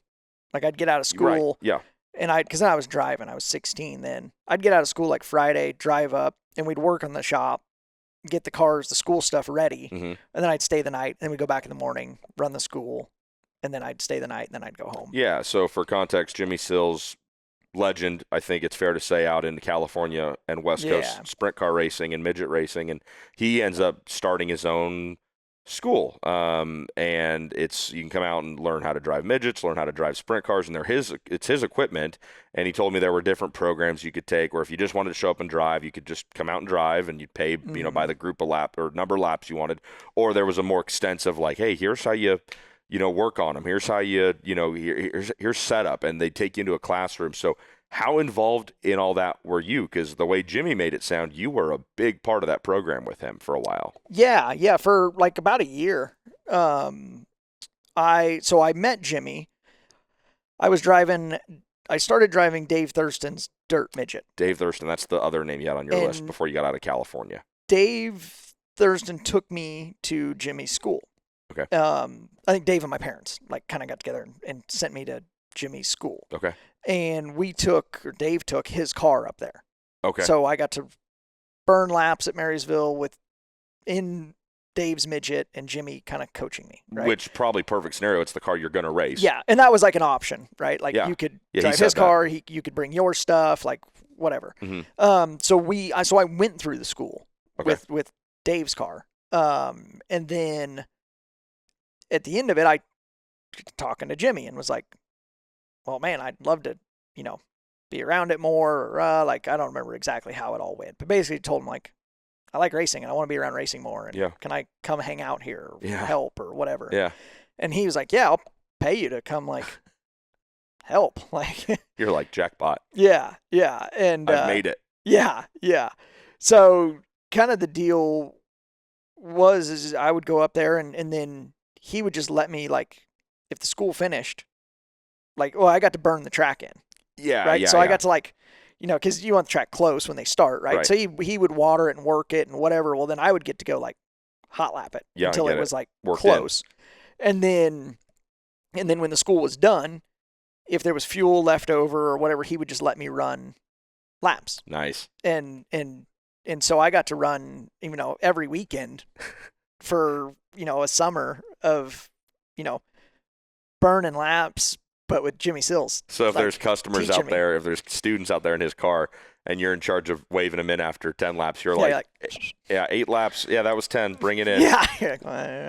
Yeah, that over 5 students, I'm going to have a full run here when these guys are done. Yeah. So it was, working at Sills was really cool. And getting to stay with Jimmy, even though he doesn't remember it, was it was fun for me. He did. He just, the way I presented it was like, well, Justin Grant says he stayed with you. What was that like? And he's like, I don't think he did. But then it came to him that. He's like, he didn't live with me. Right. Yeah. He's probably thinking I'm like suggesting he moved in and paid rent no, or something. I just stayed like when I would like go up there on Friday and work, and then we would turn around and run the school car Saturday. We did do a little race, and he had a spec sprint. They were like a carb-rated sprint car, and he would rent that out, and like he drove it a couple times, I think, and I would go with him on the weekends and run that, or the 2-seater. We'd take the 2-seater to Chico on the weekends, and I would go and help on that. And yeah, so that was cool. I got to run so many laps, and Jimmy, what a better scenario than to have like just all your like burn around laps with Sills there teaching you. Well, right? I remember my introduction to Jimmy Sills was watching him interact with you on your social media after you'd have a good race or maybe not a great race, but he'd always be talking you up and like, he seemed like as big of a fan of yours during your career as you probably were of his during his career. And I don't know how long he raced and what age you were, and maybe you were kind of getting into racing. He was like, I barely remember him. I was going to say racing. Like I remember watching him run the Crown cars at Sacramento Mile when I was a little kid. Yeah. Like, and he was like the guy. He was like the Crown guy. Right. And so I remember him from that. I didn't really remember. But then as you get older, right, like you learn about these guys, become aware of them. Right? And you're, okay, this guy's, the real deal. The real deal. And then getting to go up there and work, like, and Jimmy's school was funny, like working on the cars and doing the thing. But the school was really cool. He had a really good concept, right? Mm-hmm. Like you could bring your car or you could do his car. And like you could just show up and like drive it as like a tourist. If you that's right? what he said. There was one program where you just drive, and then another program where you really learn. Yeah, and you could go up, and the one where you really learned, it was like, you show up, and I think it was Saturday and Sunday, and you'd show up Saturday, and it was like most all of it was in the classroom. You're in the classroom learning. You would either on his car or on your own car if you wanted. He'd teach you how to square it, how to set it up, how to do the maintenance on it, do the whole thing, and then I think maybe the end of that day you'd run a few laps and then come back Sunday and have a full day of like on track, like training. Nice. And it was really cool. It was a really cool program. But then I basically got to go through it like every weekend, That's what he said I was like, well, what did Justin do for you? And he goes, man, a little bit of everything. He goes, he'd help me prep the track. He'd run it in and get it ready for these students to go out there and run it. And then he said, if we had multiple students, which I'm guessing a lot of weekends you did have multiple students. So he goes, I'd be back in the pits getting guys out of the car and getting somebody into the car, or I don't know how many cars he had, but he's back there dealing with them. And he goes, so Justin would a lot of times handle the actual observation and the watching of them to come back and do some of the coaching. And he goes, they were always pretty quick to listen to Justin because A, he knew what he was talking about, and B, he sounded like he knew what he was talking about. So there's probably some guy out there who took Jimmy Sills to school and is like, man, Justin Grant believed in me back when nobody else did. And if I would have had a little bit of sponsorship, I wouldn't be in this dumbass accounting job. Yeah. I'd be racing with him in Indiana right now. Yeah. But that's cool to get to how old are you then? 17? I'm 16 then. So you're a high school student helping these people who, I'm joking. None of them, probably went on to be superstars in the school. You've got to be Jimmy Sills' most accomplished graduate, I would imagine. I don't know. He had some guys through there.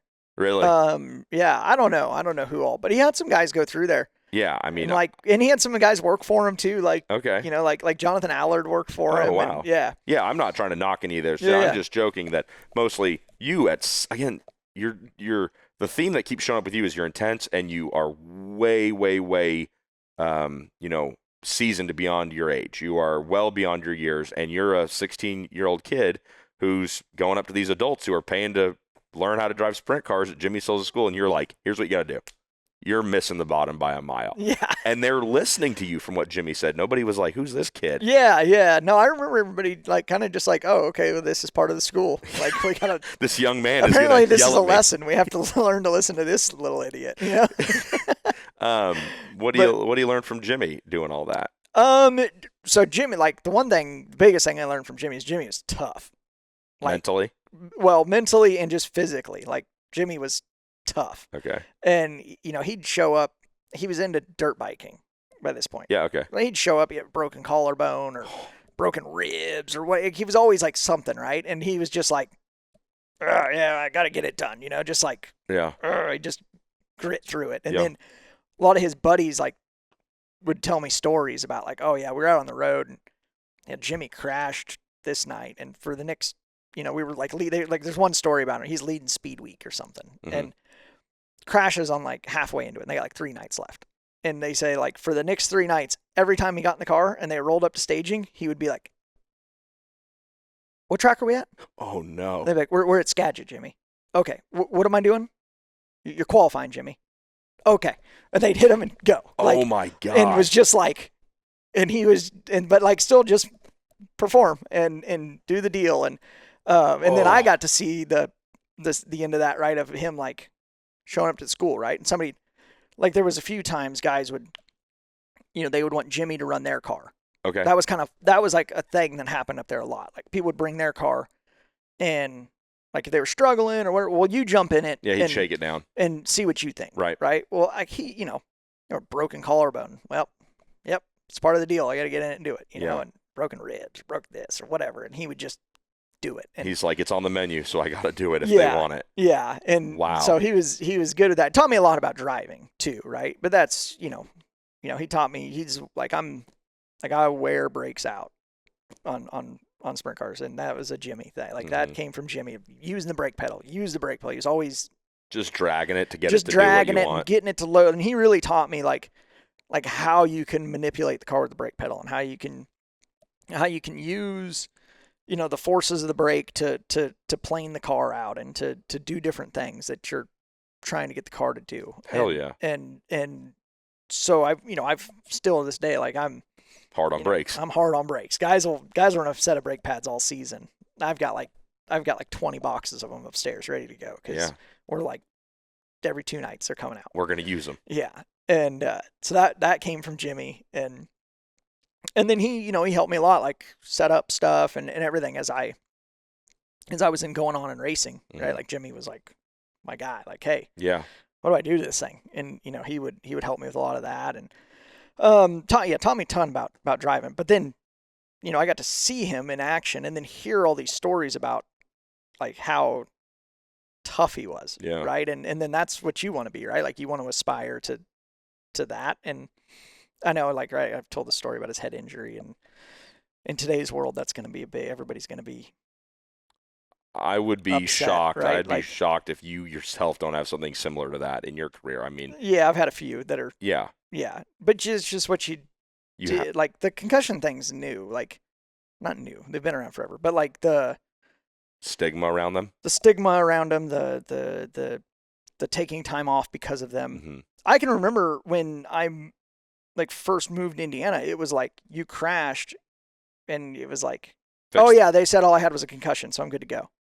Like it was like, oh cool, I'm not hurt. It wasn't a broken bone. It wasn't a burn. It wasn't. It was, oh yeah, no, I've just got a concussion, so I'm good. Man. And it's just so different now, right? Like, like now it's like the worst thing they could tell you. Yeah. It's just different, and it's probably right? Like, it's probably the right thing. Well, that's the old school mentality in you showing up. That Carl said, he goes, Justin did it the old way, right? Where it was like, I think he said Justin made it to where he's at because of skill and his attitude, basically. And again, I'd be lying if I told you I'm not excited to get this conversation with you out, and I'm excited to have it. I'm always excited to talk to you, Justin, because you truly do embody the old school racer. And in 2026, at 35 years old, you very well may be one of the last guys, I think, to go down as old school, right? Where And I'm not saying this to knock anybody. You know what I mean? The economics of the world change, and there may be another Justin Grant growing up somewhere around the world right now.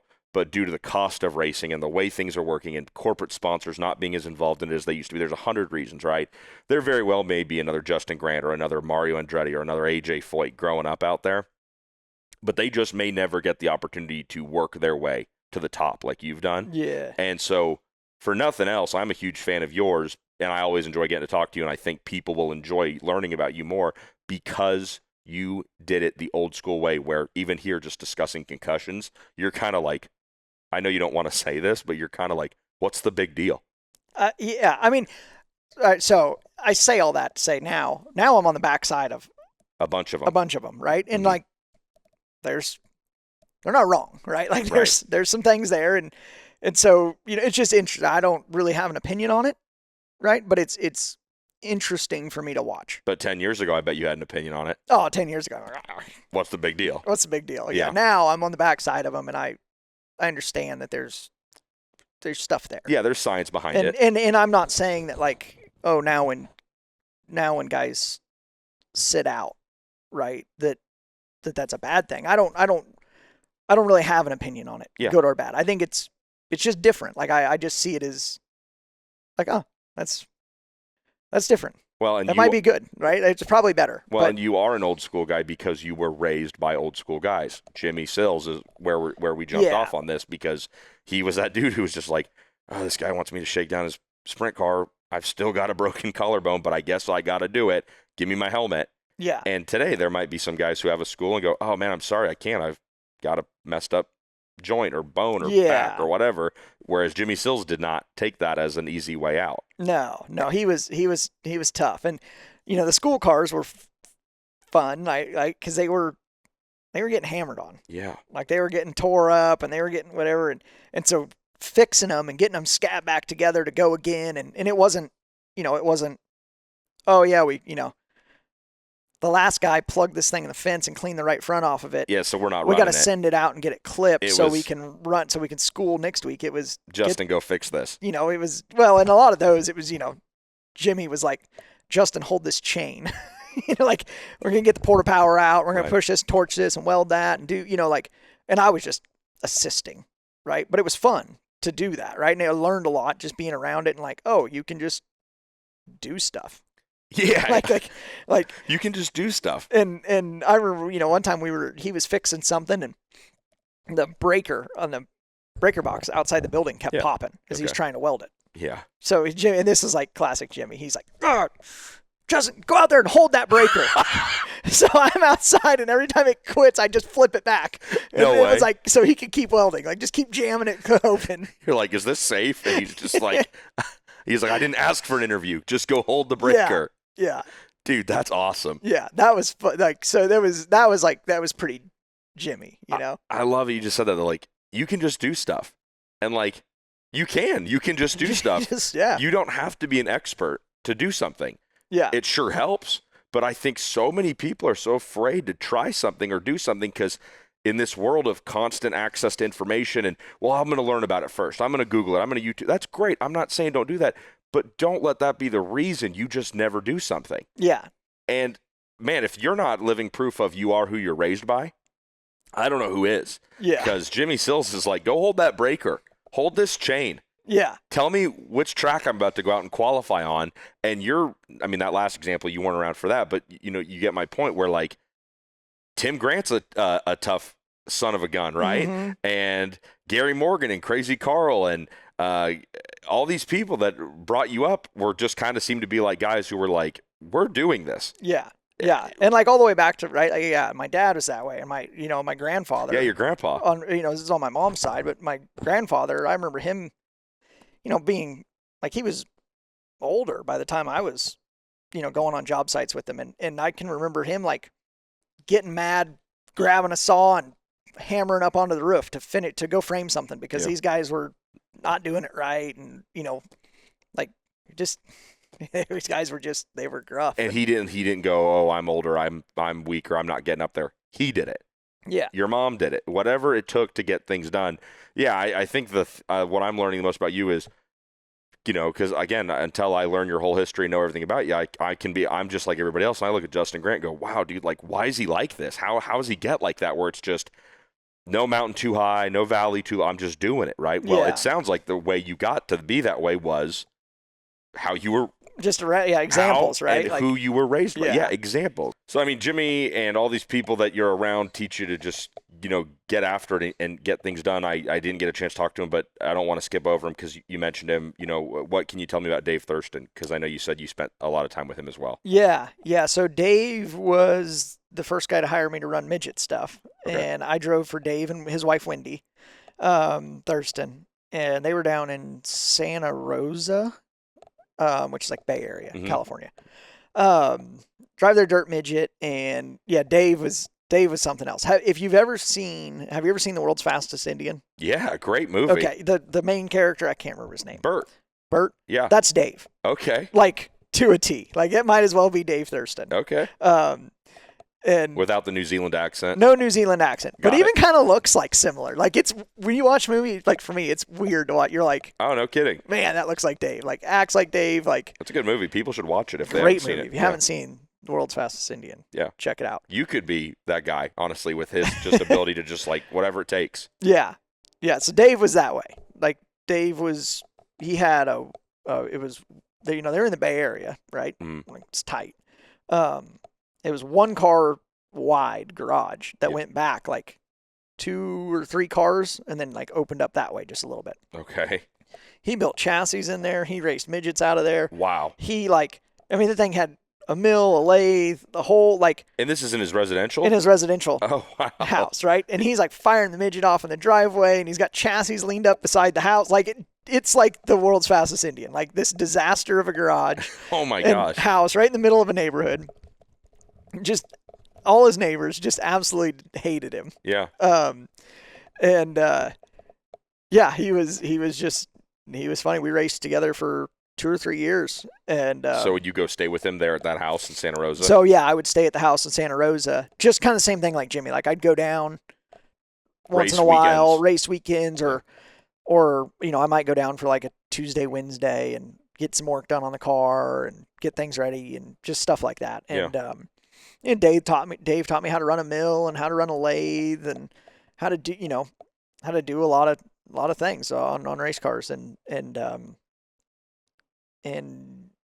so Dave and I raced and gave me a great opportunity to drive his car and all that. And then he was funny. He was a riot. And Wendy's great. I still talk to Wendy probably every week or two. Oh, really? Not a lot, but just text a little bit here or there. Yeah. She texts me every race, and Oh, that's cool. so they were huge in my career, right? To get me started, and that was their car. I was driving their car when I met Bones Boysher, who Bones is the one that introduced me to Jeff Walker and kind of got that whole thing started and kind of got me back here, and so really without Dave and Wendy, I wouldn't, Well, and then Dave, as you explained already, but Dave takes you to Jimmy. Yeah. And you get the chance to work at the Sills School for almost a whole year. Yeah. And get all this extra track time and get to build a relationship with Jimmy Sills. So, I mean, again, man, like, that's what it's about, right? Like, it's not really what you know, but it's who you know. Oh, yeah. And the connections are where you end up getting propped up, I feel like, most of the time. Yeah. And then when I moved back here, like, I found out, as years went on, that like a lot of the opportunities and stuff were because Jimmy had called people. Really? And been like, hey, come on, like, give him a shot or out here. Out here. Oh, wow. And like that Jimmy was like working in the back to try, like, not all the way through, right? But he did what he could to Putting help his me. name out there for you. Yeah, like putting his stamp on me with people. Dang. And even like when I was looking for work or whatever, and and stuff with like product people and things like that, right? Like, yeah, he's just getting your name out there by using his name. Yeah. Yep. Man. Yeah. He took me to when Florida was in PRI. PRI was in Florida. When PRI was in Florida. You weren't lying about the concussion thing. Yeah. He took me to PRI and introduced me to all these people, and and some of it was like, hey, I'm done driving officially now. Just put him on my deal if that works for you. Really? That's how I got my Ultra Shield deal. with Robert and Donna Bass when they owned the company. Now Pittman owns it. Yeah. And I think I might have been in the contract or something because he called me when he bought it and was like, "Hey, you're still in." I'm No like, okay, way. cool. Yeah. So like that was a Jimmy thing, and yeah. So he made a lot of connections for me. Dude, that's cool. At the end of this, I have some like just general sort of bigger questions about relationships, and I think we'll come back to referencing that kind of situation right there. But wow, that's so cool. I mean, I didn't know. I only spoke to Jimmy for 10 minutes or so today, but I didn't know that Dave got you to Jimmy, and then man, Jimmy's just like that key. It seems like that opens up all these doors, mostly in the Midwest. It sounds like, but maybe a little bit still on the West Coast before you got out of there. Yeah, I left so early out there. Like people kind of, like you assume, right? Like that I raced out there a lot, and Yeah. I ran like 2 seasons of midgets out there, Right. and then I was back here, But and that was like 12 races a year. But it went pretty well. It went well, yeah. BCRA champion. Yeah, 07. probably. Yeah, well, that's what our next house host or Justin Grant host tells me. Pat Sullivan, Yeah. the doctor. Yep. His lower third on videos, his credit is always racing announcer and historian. And I don't know which one of those he takes more pride in because he's a really good announcer. And that's the more kind of ego-driven of the two. I don't know many Pat does not have an ego. That's not what I'm suggesting. I'm just saying that it's easier to have an ego in announcing than it probably is to have an ego in being a historian. But Pat knows everything, and that's probably why he's such a good announcer, is because he is a historian. So is the story true that, so is the story true that you end up on Pat's couch or in Pat's guest room because Jeff Walker forgets to pick you up from the airport when you come out here for the first time? Yeah, he forgot I was coming. Period. You didn't even know you were going to be here in his head. Yeah. So Bones was like doing something with like MMI back in the day. Okay. Which was like the talent agency. Yeah. That was going for a while. Bones flew to Hanford to watch me race Dave's midget there. King Speedway. What a place. Beautiful. Yeah. Spent a lot of evenings there. Okay. So he flew out there to watch me race. Then found out I had no money to spend with MMI. But he liked me, whatever. And then come Chili Bowl, he introduces me to, because we built a little bit of a relationship. And then he introduces me to Jeff Walker. He tells Jeff, hey, this is Justin. He races midgets in California, and he wants to move to Indiana. Yeah. And so Jeff's like, cool. Sounds great. I got a shop with an apartment in it, and I need somebody to help me work on sprint cars. Right. He's like, if you want to come back, I'll pay you $300 a week, and you can stay in my shop. Okay. Perfect. I'll be there. And knowing me, I was probably like, cool. Yeah, I'll go home and pack my stuff, and I'll fly back. Mm-hmm. And he was like, oh, okay, this kid's probably going to call me at some point. Right. And I don't know. Maybe I just never called him. I don't know. But fast forward to, I pack my stuff, my bag, and I jump on a plane and I fly to Indy. Yeah. And I call Jeff and I'm like, hey, I'm here. And he's like, yeah, buddy, where are you at? And I'm like, oh, that's not good. I'm at the airport. Oh, where are you going? I'm like, oh, that's really not good. I'm like, well, I'm in Indy. Hopefully to your house. I was going to work on the car and stay at the shop. I'm Justin Grant. Yeah. Remember? I'm like, oh no. And he's like, oh, buddy, I'm in Florida. I'm like, oh, okay. He's like, I'll be back in a couple weeks though. Oh no. And I'm like, sick. All right, cool. So the only person I knew was Pat. Yeah. The only person I knew in Indiana was Pat. So because I think Pat had written an article. Yeah. So he said that you guys met because after you win the BCRA in 07, he meets you at that next Chili Bowl. So that would have been 08. Yeah. And he meets you to write an article about your BCRA championship. And then he said that you ended up coming out that summer of 08 to Sonoma, where he was in the tower doing PA for probably IndyCar, and you just hung out with him for the day. Yeah. And the conversation goes as it does. Oh, if you Yeah. ever, Yeah, because for me, like, we didn't know, like my parents weren't in racing, right? Mhm. So anytime I met somebody that was like in the door, Yeah. right, I was like, awesome. Yeah. Like, Indy cars at Sonoma, I know a guy who's like in the thing. Yeah. So let's go to Sonoma, and yeah, if he can get me the tower, well, that's something I'm not going to get to do without knowing, right? I was always just like super hungry to like do that, right? Yeah. I just wanted to be like in the room. Yeah. And any way I knew that could get me in the room, I would try and do that, is, take advantage of that. So yeah, I went to Sonoma, hung out with him in the tower, and I was like, I'm basically in IndyCar now. It's like another week. Penske's going to call me. I know it. But so I call Pat, and I'm like, hey, I came back here to like work for Jeff. Well, yeah, because Walker. you guys exchange information, doing that article, and then you that's how you get a hold of him, probably out at Sonoma, and then you land, and because you have Pat's contact, that's the only contact you have. Yeah, I'm like, I know this guy. Yeah. Like, that's Maybe he's home. That's pretty cool. What like, are the odds maybe he's in Florida? Yeah, hopefully he's not in Florida. Yeah. So I call Pat, and Pat's like, oh, yeah, sounds like Walker. you Yeah. know? And comes and picks me up from the airport, takes me to his house, and let me borrow a truck to drive around. And so I drove all over, during the day. I would just drive to Brownsburg or drive to Gasoline Alley or drive to wherever. And Right. just, I'm in Indiana. yeah, just go check things out. Yeah. Try and meet people and go to the shops. And he would tell me like, oh yeah, go to this guy's shop and tell him I told you to come by. And so I'd do that. And then at night we'd watch VHSs of like 16th Street Speedway and all, he'd show me all these old VHSs he had. And That's so cool. we'd watch videos, and his wife would cook us dinner, and it was great. So So I that's did that for like interesting, a couple weeks. And Because then, Pat said, he goes, one thing about Justin is he didn't eat a lot. He goes, God knows we tried to feed him.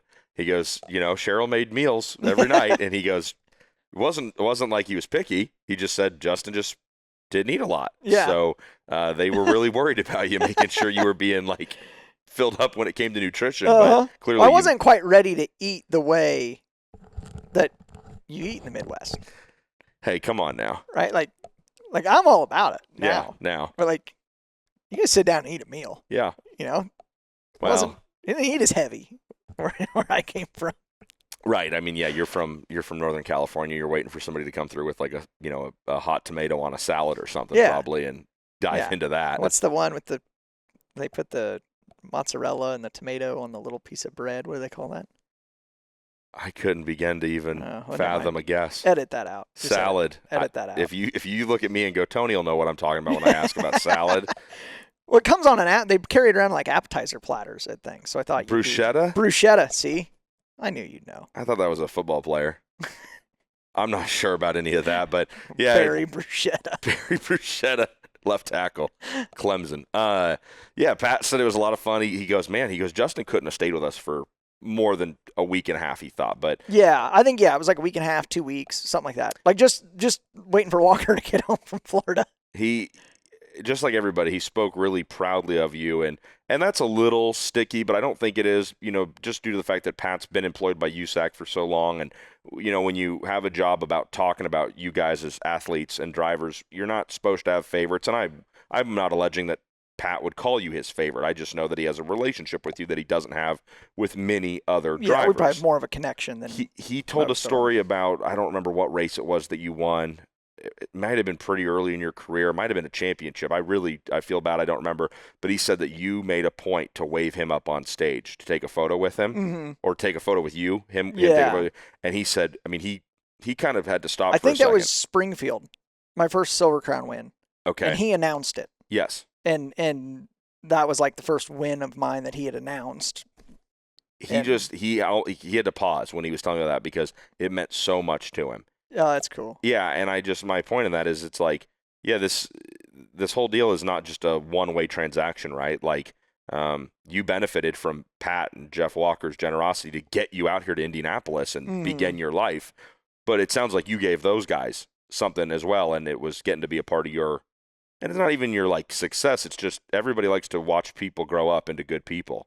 And when you're older than someone and you get to be there and watch that, I don't know, it's the human condition. I don't know, it's way deeper than I'm prepared to get, but it just seems like it's a big thing to people to get to be there while someone else grows up in front of them into a good person. Yeah. Yeah, it has to be kind of a cool like experience. I'm not old. I haven't seen the other side of it yet. Right, exactly. Right. But no doubt with even obviously with your kids, but with young racers, you're going to see it. Yeah. And that's what I tell people. I go, man, if this thing lives more than 2 weeks, this show or whatever it is, if it lives very long, I want to come back in a couple of years and ask people like you. And, Christopher Bell and I joked about it, and Logan, I think, and I talked about, I want to see who you guys put up on your couches. Yeah. And who you take in. Have you done anything? I guess. Yeah. As you were talking about that, I was like, well, I guess I've kind of seen it a little bit like, and it's not like I want to be very careful to not like in any way feel like I've taken any credit for anything that these guys have done. Mm-hmm. But just have that connection of like, oh yeah, he hung out with me. Right. Right. And no, yeah. So then you see me kind of cheer for him, right? Like, yeah, oh, he's doing good. Like Jacob Denny came and worked on our sprint car with us, went on, I don't remember what he did. I was trying to remember the other day. He was young. His dad brought him over, dropped him off. Yeah. I think here. He drove for Jerome, right? Yeah. Yeah. Rodella actually referenced that I should get Jacob for one of these. Yeah. But so before he drove for Jerome, before he drove for Petrie? He was in a Petrie car. Back when he was running like D2 midgets. Oh, okay. Yeah, I don't know about that. His dad brought him over, dropped him off. I think he stayed at my house with my wife and I. Okay. And we went, maybe he helped us for like sprint week or something. Yeah. Like just came and raced with us for one of the times we needed some help. And we'd somehow run across him somewhere. Anyways. But yeah, he's a young kid. His dad brought him over, dropped him off and went racing with us. And so now it's cool. Like, Jacob's doing well, and I think he won the Extreme Championship this year, right? I think so. Or past year, whatever. And he obviously, drives the heck out of those midgets. Mm-hmm. And so that's cool for me. Like, I've got a little connection there, and I took Buddy on the road with me a couple times. Like, he stayed in my hotel room. Yeah, I think travel I knew that. with me, and like now, watching Buddy do his deal, like just killing it. Like, that's cool. And I have I did nothing for it, right? Like, I had no involvement in anything, right? But it's that little connection is kind of cool to be able to like have that and see those guys do well. You have a little bit of like, oh, I remember him being 15, that's cool. Well, other than drivers, I'm not suggesting you take too much pride in this, but not to be corny or weird or anything, but I'll tell you this: I tell people, you were the first guy out here in dirt racing that took me in and let me do anything. Yeah. And I mean, I'm serious about that. I mean, Chris Wheeler brings me over, and I don't remember the exact moment or how you and I met, but my first Chili Bowl doesn't happen if you don't let me hop in Rick's toter and ride out there when you're racing for Rick and Jeff, and you let me come here and hang out, and you'd answer every insanely stupid question I had. And just so you know, there's, I don't know if you necessarily really want to add me to that list, but boy, you're someone who threw me a major rope. I never stayed at your place or crashed with you. Well, that's not true. I shared a hotel room with you for about a week in Ocala, Florida at the Howard Johnson. And yeah, man, I mean, you did it for more than just race car drivers too. And you're only 3 years older than me, but man, you were my first real friend in sprint car racing. And I think back all the time to hanging out in the front of this shop, to being back here with you while you were building this and riding around. And you and Clinton both, man, were really, really generous with your time. Yeah, that was fun. That was a fun little block of time. That was good. And I remember Chris brought you by. Yeah. And you're like, hey, I'm wanting to hang out and maybe try and be around this. Perfect. Yeah. We got to clean this trailer. We got to get this done. We got to do like. But Drew, it was so cool because like, I think I rode out with you guys. I know I rode out. I'm trying to remember if this was like my first road trip, but I rode out with you to DeCoin for the indoor race. And that might have been the winter of 18 or something. And I was out there and you guys ran, and there might have been a little bit of a skirmish, and you guys told me to stay by the equipment in the pit area because you were afraid that people might come over and try to mess with stuff. So you just wanted a body there by everything. And I'm already like, yeah, this is what it's about, man. There might be a fight. Like this is what dirt track racing is about. I think we had a little bit of a dust up.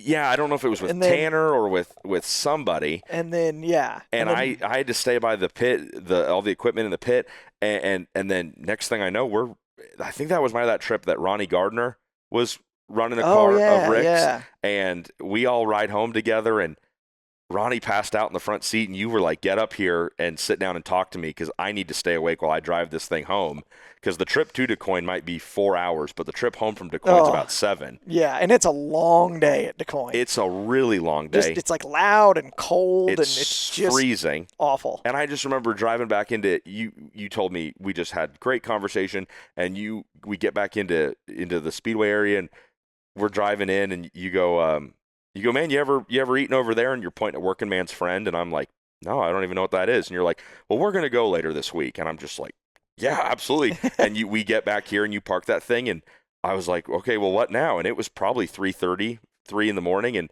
you go, well, we're gonna come back here at like noon and clean everything and unload it and get it put away. So if you want, you can come back. And I came back at noon, and we hung out the rest of that day. And so, I mean, that's a wild detour that didn't need to happen. But I just want you to know that, yeah, I didn't crash on a couch or sleep in a guest room of yours, but you were absolutely a massive part of my growth in this kind of racing, because I always wanted to be a part of it, and you were the first guy to give me any kind of time. Well, that's cool. Thanks, Tony. And I feel like, so like now, right, I've texted you, I've watched you on Flow and High Limit, and high Limit. That's what I was trying to think of, High Limit.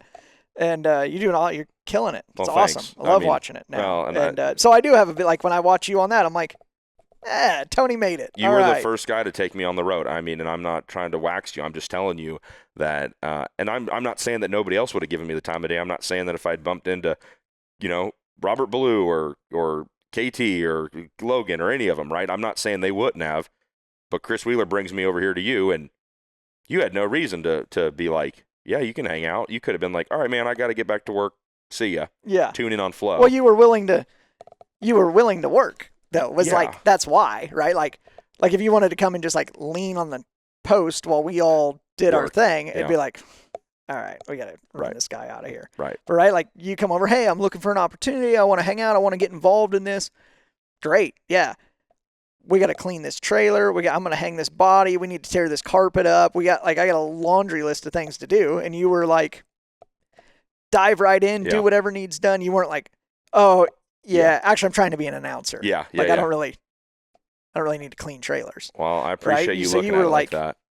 So it was, I was like you. I was pumped to have another body, right? Like, I just wanted to learn it. I was just like you said, when you were 14 years old, I just wanted to learn it, and I wanted to be involved in this kind of racing, and man, I just wanted to be a part of it so badly. And you let me. I mean, I just remember coming in here and seeing stuff like this right here, these sprint cars stripped down, no bodies on them, and you're just looking at these mean-looking 8 cylinders and these frames and these freaking just torsion arms, which I don't even know what they are at the time, and I'm just like, this is a race car. Because I'd been in junior IndyCar and endurance sports car racing, and those are all cool. But I came over here and I was like, my eyes were popping out of my head. Yeah. And you gave me so much I remember time. Our first trip, you were like working out like the how it works, right? Like so we're gonna go over there. We're gonna race like just today, and we're gonna come home. Yeah.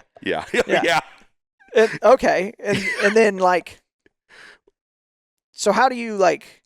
And I'm trying to understand the economics. Yeah, trying to understand the economics of it. I'm like, well, this guy owns everything. Like Rick Young, like he owns it all. Yeah.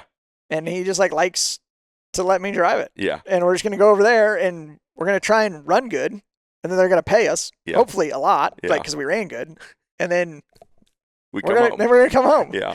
You were like, "Well, this is crazy." Dude, it was so sick. But like I said, I don't want to make it all about me and you, but I normally ask the who have you put on your couch, who have you helped out thing towards the end here, but from Pat putting you up for 10 days or whatever it is, Jeff finally gets back into the States, so we're done with our little intermission, and back to your story. So Jeff Walker finally gets back into the States, and you put next to his name in our texts about who you stay with, you just put years next to his name. Yeah. So he's got a mezzanine up above his shop, and Levi Jones had lived up there. I'm sure there were guys in between you and him, but and And Levi talks a lot about you in his interview that he sat down and did with me about racing at Jeff's, and you were crew chiefing on Levi's car because you just wanted the same thing, get out there and be a part of the sport.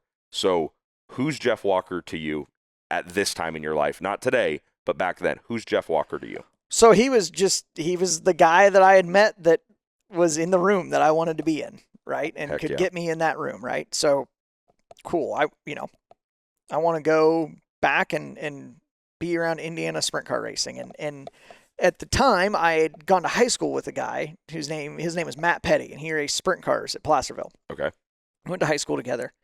I would go to Matt Petty's and we would play, after school or whatever, we would play World of Outlaws on 2002, PlayStation. Yeah. And we would watch, he had a bunch of Sprint Week DVDs. Okay. Or maybe one Sprint Week DVD. And we would Watch it a bunch of times. Yeah. And Dave Darlin was in Jeff Walker's, and it's like, it is memorable. Jeff's jamming in on the side, bright number 11 on it. And, I'd watched his cars on this video 100 times, and I got to meet him. Then he invites me to come work for him, right? And I'm like, well, how do you meet him? so Bones Borscher introduced me to him at Chili Bowl. You said that. Yep. Yeah. And so I'm like, I get to go back and work on that car that I watched on. Does Bones do that, DVD. you think, to try to get you into that seat? Or why? I mean, why does Bones?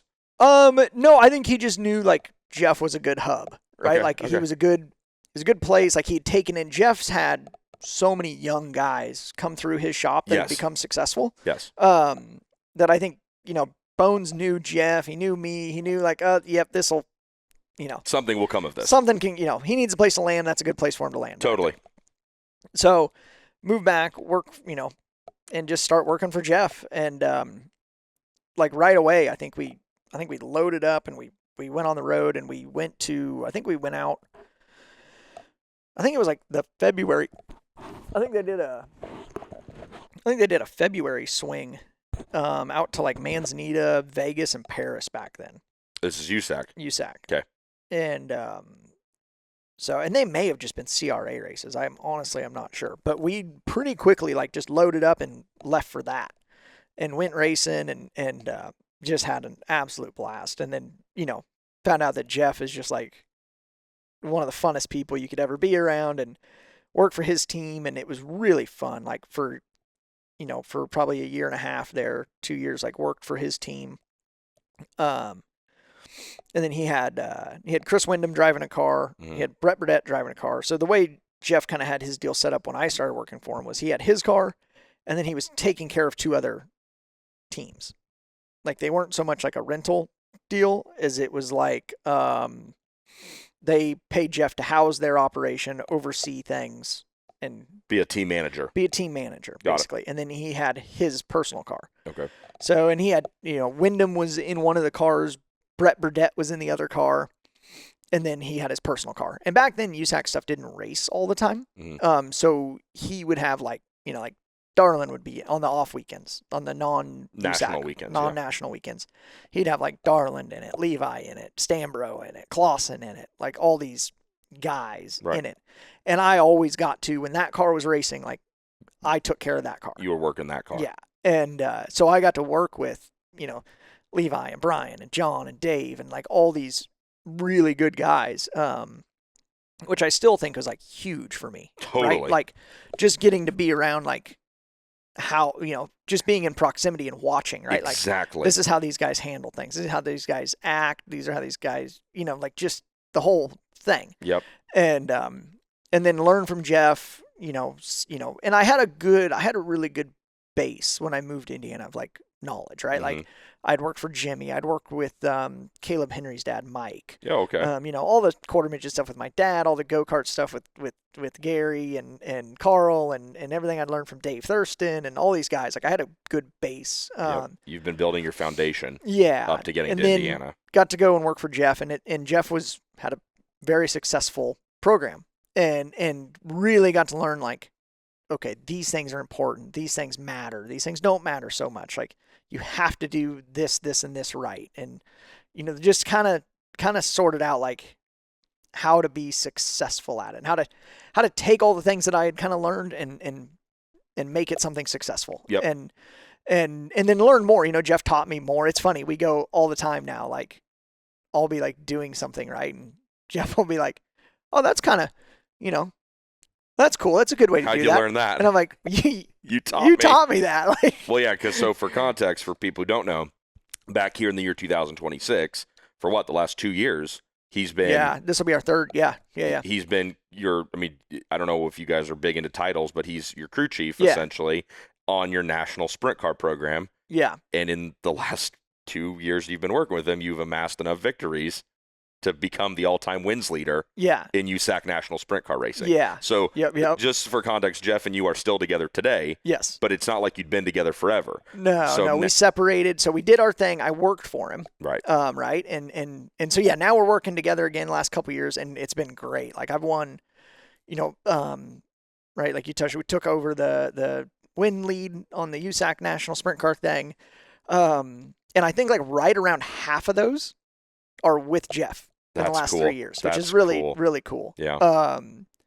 So Jeff's been huge for me. But got to learn a ton from him, a ton from the guys that raced for him.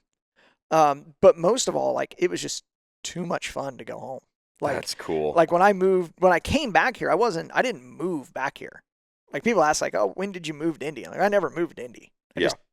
I came back, went racing, and I just eventually quit going home. Like, I was having so much fun racing with Jeff on his team. I wanted to drive, right? That's why I moved to Indiana, right? I wanted to be a sprint car driver. Yeah. But I was like, it wasn't like, oh, I moved back here and I've been here for a year and I haven't raced. I'm out of here. This sucks, right? Like, Yeah. And I probably would have if it wasn't so much fun, right? But What it a was great attitude to have. having too much fun to go home. Like, it was in the shop, right? You had Wyndham, me, Burdette, Hunter Schoenberg was racing in and out with us. You said you were Derek working on Levi's Claxton, car. This kid named Kyle. Like, there was like 6 of us that were all like between the ages of like 17 and 20. Oh, okay. All working in one shop on the road together with Jeff. Yeah. Just so much fun. And Jeff was a ton of fun, and it was too much fun to go home. And I love that answer. That's not an answer, that's an attitude, right? Yeah. And I don't know if that attitude was greatly impacted by this next part, but Jeff told me that he made it very clear to you that when you came out here, he was not bringing you out here just to jump in a race car.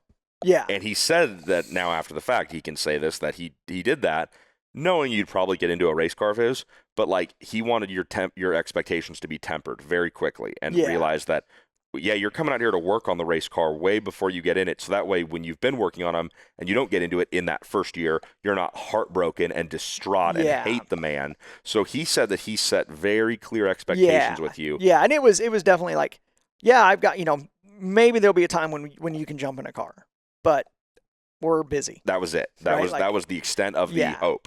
Yeah. Yep. And it actually got to the point like, so, like every young kid when they first start coming to the races, right? Bring your gear bag. Yeah. Right? Bring your gear bag to the races. You never know who. You never know. You might get in a car. Yeah. Right? Well, you carry that gear bag around for a year. Eventually, you're like. You never open it. I'm not tossing the gear bag anymore. So I had quit bringing it, right? Okay. Working on stuff, whatever, just doing my thing.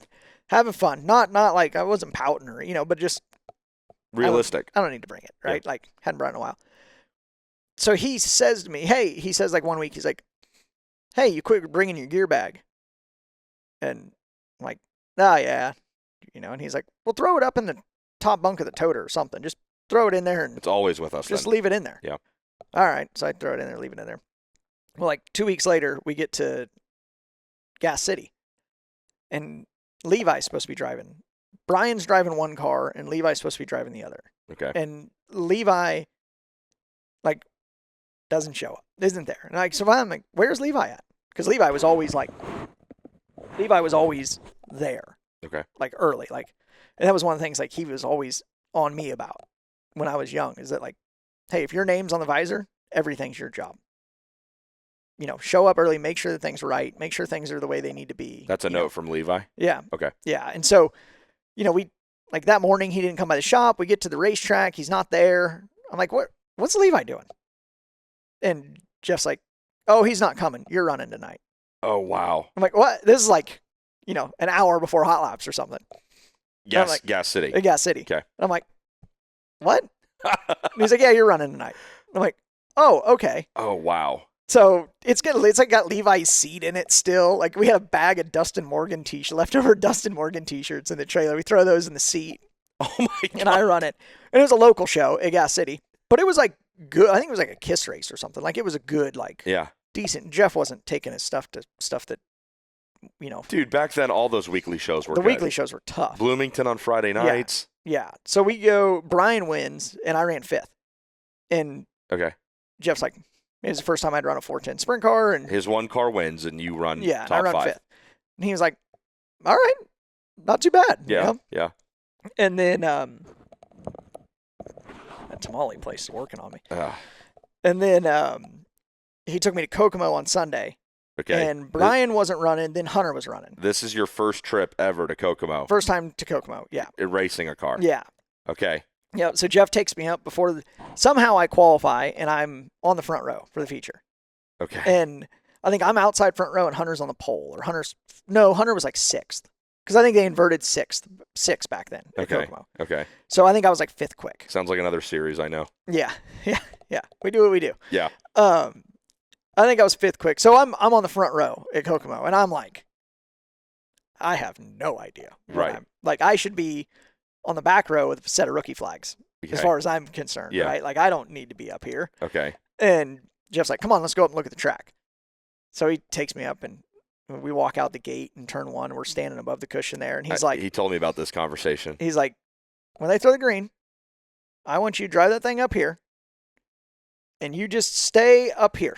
And up here is above the cushion. Well, he said that. I think the way he told it was he said he took you out there, and he goes before I could even say anything. Justin goes, I know, Jeff. I know you want me up on the cushion, right? And Jeff goes, Justin, I don't want you on the cushion. I want you above it. Yeah. Yep. And he goes, and if you come up here, you better be wide open. He's like, because if you lift, you're definitely gonna crash. Yeah. And I'm like, okay. Well, and he also said something about you going, but what if I wad your car up? Well, I told him, I was like, Jeff, I'll do that, but I'm probably going to crash it. Okay, yeah. Like, I'm going to do it. Yeah, and but I'm probably going to crash it. And what was his answer? And he says, well, I'll tell you what. If you do it and crash it, you might drive for me again. Right. If you don't do it, you'll never drive for me again. The way he told it was, he goes, if you're up here and running where I told you to above the cushion, you crash. Okay. He goes, but if you crash it down there running on the bottom, not where I told you to be, he goes, you definitely won't drive this car again. Yeah. And so they turn the green lights out, and I am just hung on the floor pan. Like, damn. Like, I'm not going to lift until somebody comes out and tells me to lift. You know what I mean? Yeah. So I'm wide open, and I'm getting in above it, and like just all but crash, gather the thing up, down to the next end, and I lead like most of it.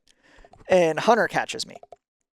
And we come off of 4 side by side, and we bang wheels. Mm-hmm. And it gets me all squirrely, cuts his right front flat, gets me all squirrely, and I spin out down in 1 and 2. Yeah. And so you're to the tail. So I'm to the tail. Yeah. And but he's okay. He keeps rolling. Well, he got a flat right He's front. got a flat right front. So, and then he was done. Yes. So we were both done. I think he said Cole Witt lined right up behind him on the restart, and Cole saw what it was and just left him. Yeah. And so, like led 23 laps or something at Kokomo my first time there. Because you guys got together really late in the race. Pretty late. Yeah. Yeah. And so that was really cool. So then Ken Baldwin saw me run, and he asked me to run his car at the end of that year. Okay. 2009. Ran it a couple nights at the end of the year, and then I drove for him for all of 2010. So that was kind of my, got out of Jeff's, racing there, and then that ended at the end of 2010. Mm-hmm. They let me go, they were able to get Wyndham in the car. So that was great. But I found out when I landed in Indy, I went home for the winter. Okay. Or went home for like the holidays, right? Like went home for Christmas or something. Found out when I landed in Indy that I didn't have a ride anymore. Oh, wow. And I was like, Bummer. okay, bummer. Yeah. So I'm like, well, call Jeff. Hey, Jeff. I'm at the airport. I'm at the airport again. So Jeff come pick me up, and I moved back in with Jeff. And while I was driving for Baldwin, I'd lived with Baldwin as well. But then, yeah, moved back in with Jeff then. We built like a wing team. He got hired to take care of a wing team down in Louisiana, but we built it all in his shop up here. So we built that wing team together that winter. During that winter, Mark Harry from Ohio came over to buy some used parts off of Jeff. Yeah. And like hung out for the day and was like just talking, and he was like, yeah, I'm thinking about just maybe getting out and putting somebody in my car, And I was like, I'm somebody. Like, put me in your car. I'll drive it. And Mark's like, oh, okay, well, give me your number, So I give him my number and they leave and he had no idea who I was. Well, Kyle, Kyle Simon? Yes. His dad, Steve, and Mark were good friends. Okay. Steve was with him. So on the way home, Steve's like, hey, that kid stands on the gas. Yeah. Like, he's pretty good. Yeah. Like, we should put him in the car. Okay. So Mark calls me and he's like, hey, you want to go to Florida? Oh, my gosh. And I'm like, yeah. And he's like, all right, well, can you come help get the stuff ready? And I was like, yeah, I'll be over. Like, it's like, can I stay in your shop or like, is there somewhere can I sleep? Do you have a couch in your shop or what are we working with here? A rug on the floor of the shop. Like, and he's like, oh, you can just stay in the house. We got extra bedrooms. Wow. Cool. You're like the outdoor dog getting let in. Yeah. Yeah. So I'm like, all right. And in the meantime, I'd move my way into Jeff's house in the meantime. Yes. But I go over there, meet Mark, he brings me in first day. Like, introduced me to his wife, his daughter, his son. I don't think Travis was at school at the time, his son in college. But his wife, his daughter, oh yeah, this is Justin. He's going to drive a race car and he lives here now. So he lives here now. There's your bedroom. I'm like, oh, okay, cool. Like, I just stay there and work on the car during the day. Nobody's going to eat my toothpaste here, right? Yeah. And they're like, what? And you're like, nothing. Nothing.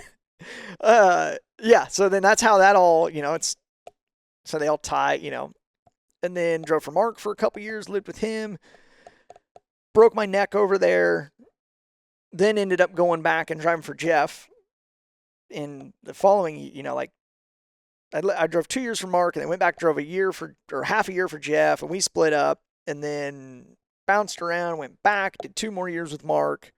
So the stories all they're not super linear, right? No, like they all and overlap. they're not supposed to be, but I do just want to bring up something that Jeff said. 2 things you just talked about where you got out of Jeff's car and you go race for the Baldwins and Mark Harry and just all these other opportunities, right? Well, Jeff told me that, he made it clear to you and Hunter and Levi and anybody who drove for him, the way I understand it, that he said, hey, listen, if you're in my cars, and I don't think he meant this in like a cocky, showful way at all. He just knew that his stuff was good. And yeah, Tony Helly, I mean, think about the people that have driven for Jeff Walker at this time in the late, or the early 2000s before the 2010s. Jeff said that he told you and pretty much anybody that came to that shop to drive for him, hey, if you're driving one of my cars, you're going to get looked at. You're going to be noticed. Yeah. Which is exactly what happened, it sounds like, with Landon's dad. Yeah. Going, this kid stands on the gas. They noticed you because of what you were doing in Jeff Walker's car. Yeah. And Jeff said, I told all these guys that drove for me, if you're in my car and you do well and you're respectful to people, you will get hired out of my cars. And there's nothing wrong with that. Go take those opportunities, and there will always be a seat for you should you need it. That's got to be a wild thing to hear as far as reassurance goes in this world. Yeah. For a car owner to give you that kind of security. Yeah. And Jeff's deal was always like, hey, I can't run you 50 nights a year. Right? I can put you in a couple nights, and if you run a couple nights, you run good, somebody will hire you. And if you need to come back and run a couple nights, we'll do that. Somebody will probably hire you again. Yeah, but like the thing was like, hey, I'll give this isn't a home. Like, you're not gonna run 50 nights here. But well, it's funny you say that word though, because he did say to me something pretty cool after your car accident leaving Eldora. Yeah. You break your neck in that car accident. Yeah. Right? So he says that you were recovering and maybe a little down and out and just not sure where life was going to go for you, understandably. And he said that you and him got on the phone or maybe he saw you or something, but he basically said he looked at you and said, you ready to come home? Yeah. Yeah. And by that he meant, you ready to come back and race for me? Yeah. I mean, what a cool relationship to have with a car owner. Yeah, for sure. I mean, what a good guy. Yeah, really, really cool. So yeah, in all of the Jeff, right? Like, we're on Jeff right now, right? So we just see that. I'm like trying not to bounce ahead and then No, bounce do whatever. back or whatever, you know. Tell it how you remember it, Justin. Yeah. But so yeah, no, racing with Jeff, right? Like we talked about, working for him was like so much fun. What was living with him like? Because I understand he's been a bachelor his whole life. Oh yeah. And Levi joked about it because at the end of this, I'm going to ask you some, like, what are your rules as a house guest? And one of them is, what do you do with shoes when you come? Well, Levi goes, well, geez, with Jeff Walker, he's got a nice brand new house and it's just him in there. So you better be popping your shoes off when you come inside, right? Whereas like with Scott Bennick, he's got a kid, maybe, I don't know how many kids Scott's got, but it's a madhouse in there and you just could walk in there with mud on your hands and nobody would notice. Yeah. So Jeff's was you took your shoes off. Right. And if they stunk, they better be in the garage. Okay. Right. And it was, he wasn't like, it wasn't like he was like, because he was super loose, super fun. Right. But like, you better make your bed. Had his way of doing things. Yeah, like you better make your bed. You better take the trash out. You better keep things clean. Mm-hmm. Like you don't make a mess. You don't he was very like, but he had a way of doing it that it wasn't like shitty. He wasn't like your dad or your mom, like, smacking you on the back of the hand. Mm-hmm. It was more like he would like joke, make fun of you about it. Yeah. Right. Like, hey, you gonna make that bed this week? Yeah. Or, I guess you just like being filthy, huh? Like, right. Like just stuff like that. Right. Shame you into it. Yeah. And you would very quickly I want to, I want to do the thing. Right. And be the right way here. Well, that sounds like you in so many ways that I've seen. I've been around you where you're just like, man, you're going to whistle the whole time through dinner. And you're just like, I don't even remember how to whistle anymore.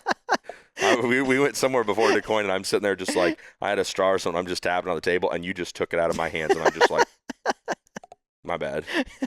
Yeah, that's all Jeff. Yeah, no kidding. Yeah. That's very Jeff. He's funny now because he kind of forgets sometimes. No kidding. How he was. No kidding. Because now to hear him talk, he was just lollipops and rainbows all the time. Well, your example of like he's working with you on something here in this shop and he goes, that's cool. And you go, yeah, you taught me how to do that. Yeah. Don't you remember? Yeah. But now I'll do things and like he'll tell Nick, he'll be like, Nick, the kid that helps with us, Right. Like, and then I'll laugh and I'll tell Nick later. I'm like, he was 5 times as bad as I am on that stuff. Yeah.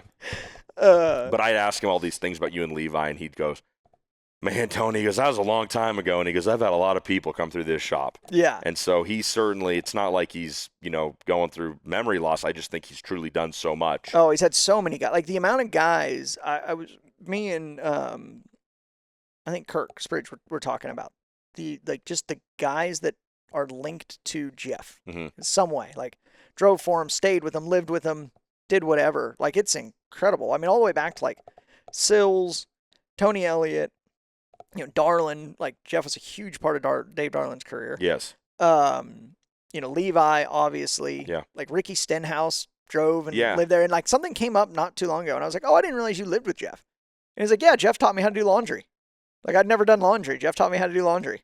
Levi said that he learned how to shave in Walker's shop, but he learned how to shave without a mirror because he was living in that mezzanine up above the shop. And the bathroom in the shop had a shower and a sink and all that, but there was no sink or there was no mirror in front of the sink. It's just a was a workshop. little kitchen. Like so in the mezzanine there was the you had a little kitchenette and that was your sink. Okay. There was no mirror there. Okay. You had to go all the way downstairs and there was a Real bathroom, shower. I don't think there was a toilet upstairs. Like you had to go downstairs into the shop to use the bathroom. Okay. And so then it was just like there was a little shower and a washer and a dryer and a toilet. Right. But yeah, I don't think it was like a tub sink, and I Yeah. don't think there was a mirror or anything. Yeah, he said I had to learn how to shave without a mirror in Jeff's place just because that's what I had to work with. Yeah. But yeah, I mean, But living even with him. like Dave Steele lived with him, drove with Jeff, went everywhere with him.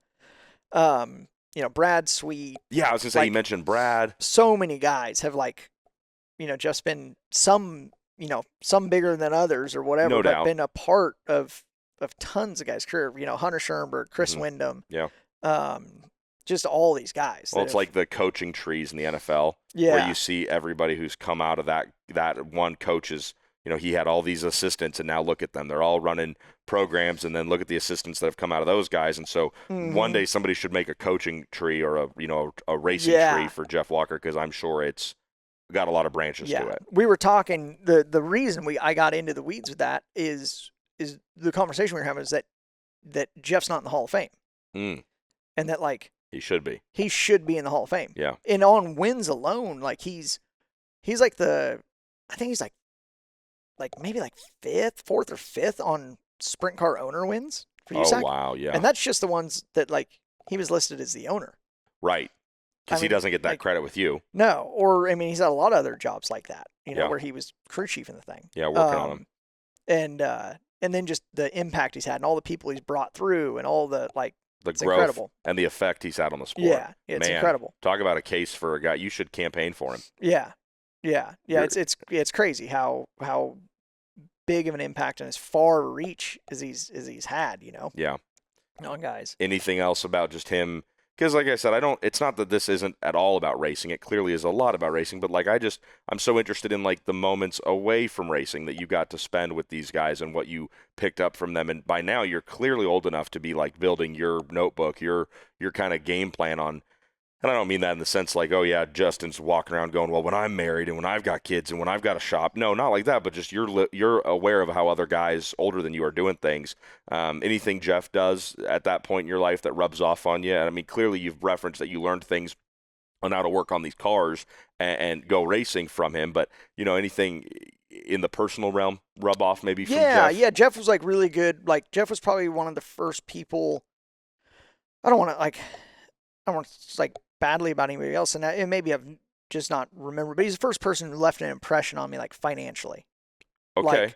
Like kind of how to handle finances a little bit, and got me a little bit, like, awake to, like, you need money. How money works. Like, yeah, and, like, that you need it, Mm-hmm. like, to survive and for things to happen. And he eventually he took me, I'm trying to remember how that all worked. When I came back and drove for him after I broke my neck, Mm-hmm. then he took me and was like, I wanted to get a car. Like, I'd had this shitty little Pontiac car, Mm-hmm. and I wanted to get a little bit nicer car. And so he took me up, and we looked at this Ford Fusion that I liked, and the first one I owned. Okay. And I was like, wow, that thing lived a long time. No, this is the first one. Okay. And then took me to his bank and, like, introduced me to his banker, get me a loan. Oh, like, wow. dude, like, kind of taught me a lot on that stuff, right? Personal finances. Personal finances and really just, right, like, what do I want? Like, Jeff can walk into anywhere, right? Like, we go places, and, like, if you go somewhere with Jeff, you're going to go backstage. Oh, wow. Jeff's not going to have tickets to go backstage. Okay. But you're going to go backstage. Okay. And if you go to a club, you're going in the VIP area With Jeff. with Jeff. Jeff doesn't have VIP tickets, but you're going in there. Okay. Like, he just go. Like, he just acts like he belongs everywhere, and it just works. That's another version of makes it happen no matter what. Makes it happen. Yeah. But in Jeff's, like, the biggest thing I learned from Jeff was just, like, like half the battle is just thinking that it's fine, or that it's gonna work, or that you belong there, or whatever the thing is, right? Like, it's just, yeah. It's in your head. Yeah, like, he was always like, hey, just act like they won't say anything. Just act like we belong. You just walk right in. The amount of places you can just walk into is incredible. You can just do things. You just do things, yeah. And Jeff is a king of just doing things. And he was always, like, just having fun. Like, Jeff's world was having fun. That's so cool. And we would go out and race, and then it was, you're just finding the best party between here and the next race, and just, that's so cool. Just living, Yeah. So, yeah, learned a lot about race cars, learned a lot about, racing, but really learned a lot about just, like, hey, if you think it's going to work out, chances are it'll work out when you think it's going to work out. And just kind of that whole attitude that he has, I was fortunate to pick. It's hard to describe, and anybody that knows him well, that watches this will be like, know exactly what I'm talking about. Like, Yeah. just, the amount of people that like something will come up and they'll be like, oh yeah, that's Walker. Yeah. Like things just work out for him. That's so cool. But it's all like it works out because it's his attitude is that it's going to work out. Yeah. And so I, learned how important that is for sure. And that's probably been really like game changing for like my life. Yeah. Right. So yeah, he was, huge. And then obviously like he's still huge in my career. And we had a few years there where we didn't really talk to each other much. We weren't around, we just kind of, branched off and Doing your own thing. Doing our own things. And then had started to kind of reconnect, and talking a little bit more. And then when Bunyan left in, Dylan Cook was working for me. Yep. And he left, he got another job that was going to pay a lot better than I could pay him. Yeah. So he was like, hey, I'm like, yeah, do it. Like, it'll be fine. Right before Sprint Week in 2023. Okay. So I called Jeff, like, Yeah, that's right. You guys got back together during Sprint Well, Week. and it wasn't even, it's kind of just anytime I was in a spot, I'd call Jeff, right? Like, hey, I'm at the airport. Yeah. So I call him like, hey, my guy just quit. Uh-huh. Like, I don't know what I'm going to do. Like, do you know anybody? Like, do you think like, or, like. Oh, so you don't even go to him necessarily as like, hey, come back. It's no, more like, it was more like. He's that hub. Yeah. Like you said, Bones. What should I do here? Yeah. And he's like, and he was working for Sterling Kling at the time. Yes. Yes, he mentioned that. Taking care of Sterling's thing. So he's like, well, Kling just fired me. Oh, no. He's like, I'll come help you for Sprint Week. I was like, how does it perfect. Work? How does it work like that? It's crazy. You know right? what I mean? Yeah, crazy. So he came to help me for Sprint Week. We won like 3 of the 7 races or 3 of the 6 races. We lost Sprint Week by like just a couple points to Brady, but we had a really good week. Mm-hmm. And I had been struggling a little bit that season. I was actually struggling pretty bad. I'd gotten to struggling really bad there right before he came and worked for me. And we got rolling and won a handful of races and during Sprint Week, and he's like, well, I'll finish the year with you. Hell yeah. So then we roll and we go on, we dig out of a big hole, win the championship that year. And he's like, well, I'll race again with you next year. So then we did 24. And, that's so cool. It's funny. The end of 24, he's like, I think this is going to be my last year, and he's like, now I'll do 25. So we get through 25. And then finally by the end of 25, he's like, I'm like, are you going to, what do you slow down? What do you think? You going to do another? He's like, I don't know. What else am I going to do? I'll just keep racing. That's awesome, man. Yeah. What an attitude. Yeah. Like if you look at the wall, you're probably going to hit the wall. And Jeff Walker chooses to look at the VIP club entrance because he's probably going to get in the VIP club entrance. Yeah. And he don't have VIP tickets. No, that's his whole, like, it's funny. And he has, like, a great, like, it's funny, like, the way he looks at, like, race cars. Okay. Right? Like, it's this, like, he's going to do it the simplest way possible. Okay. Right? And there's a lot of guys that, like,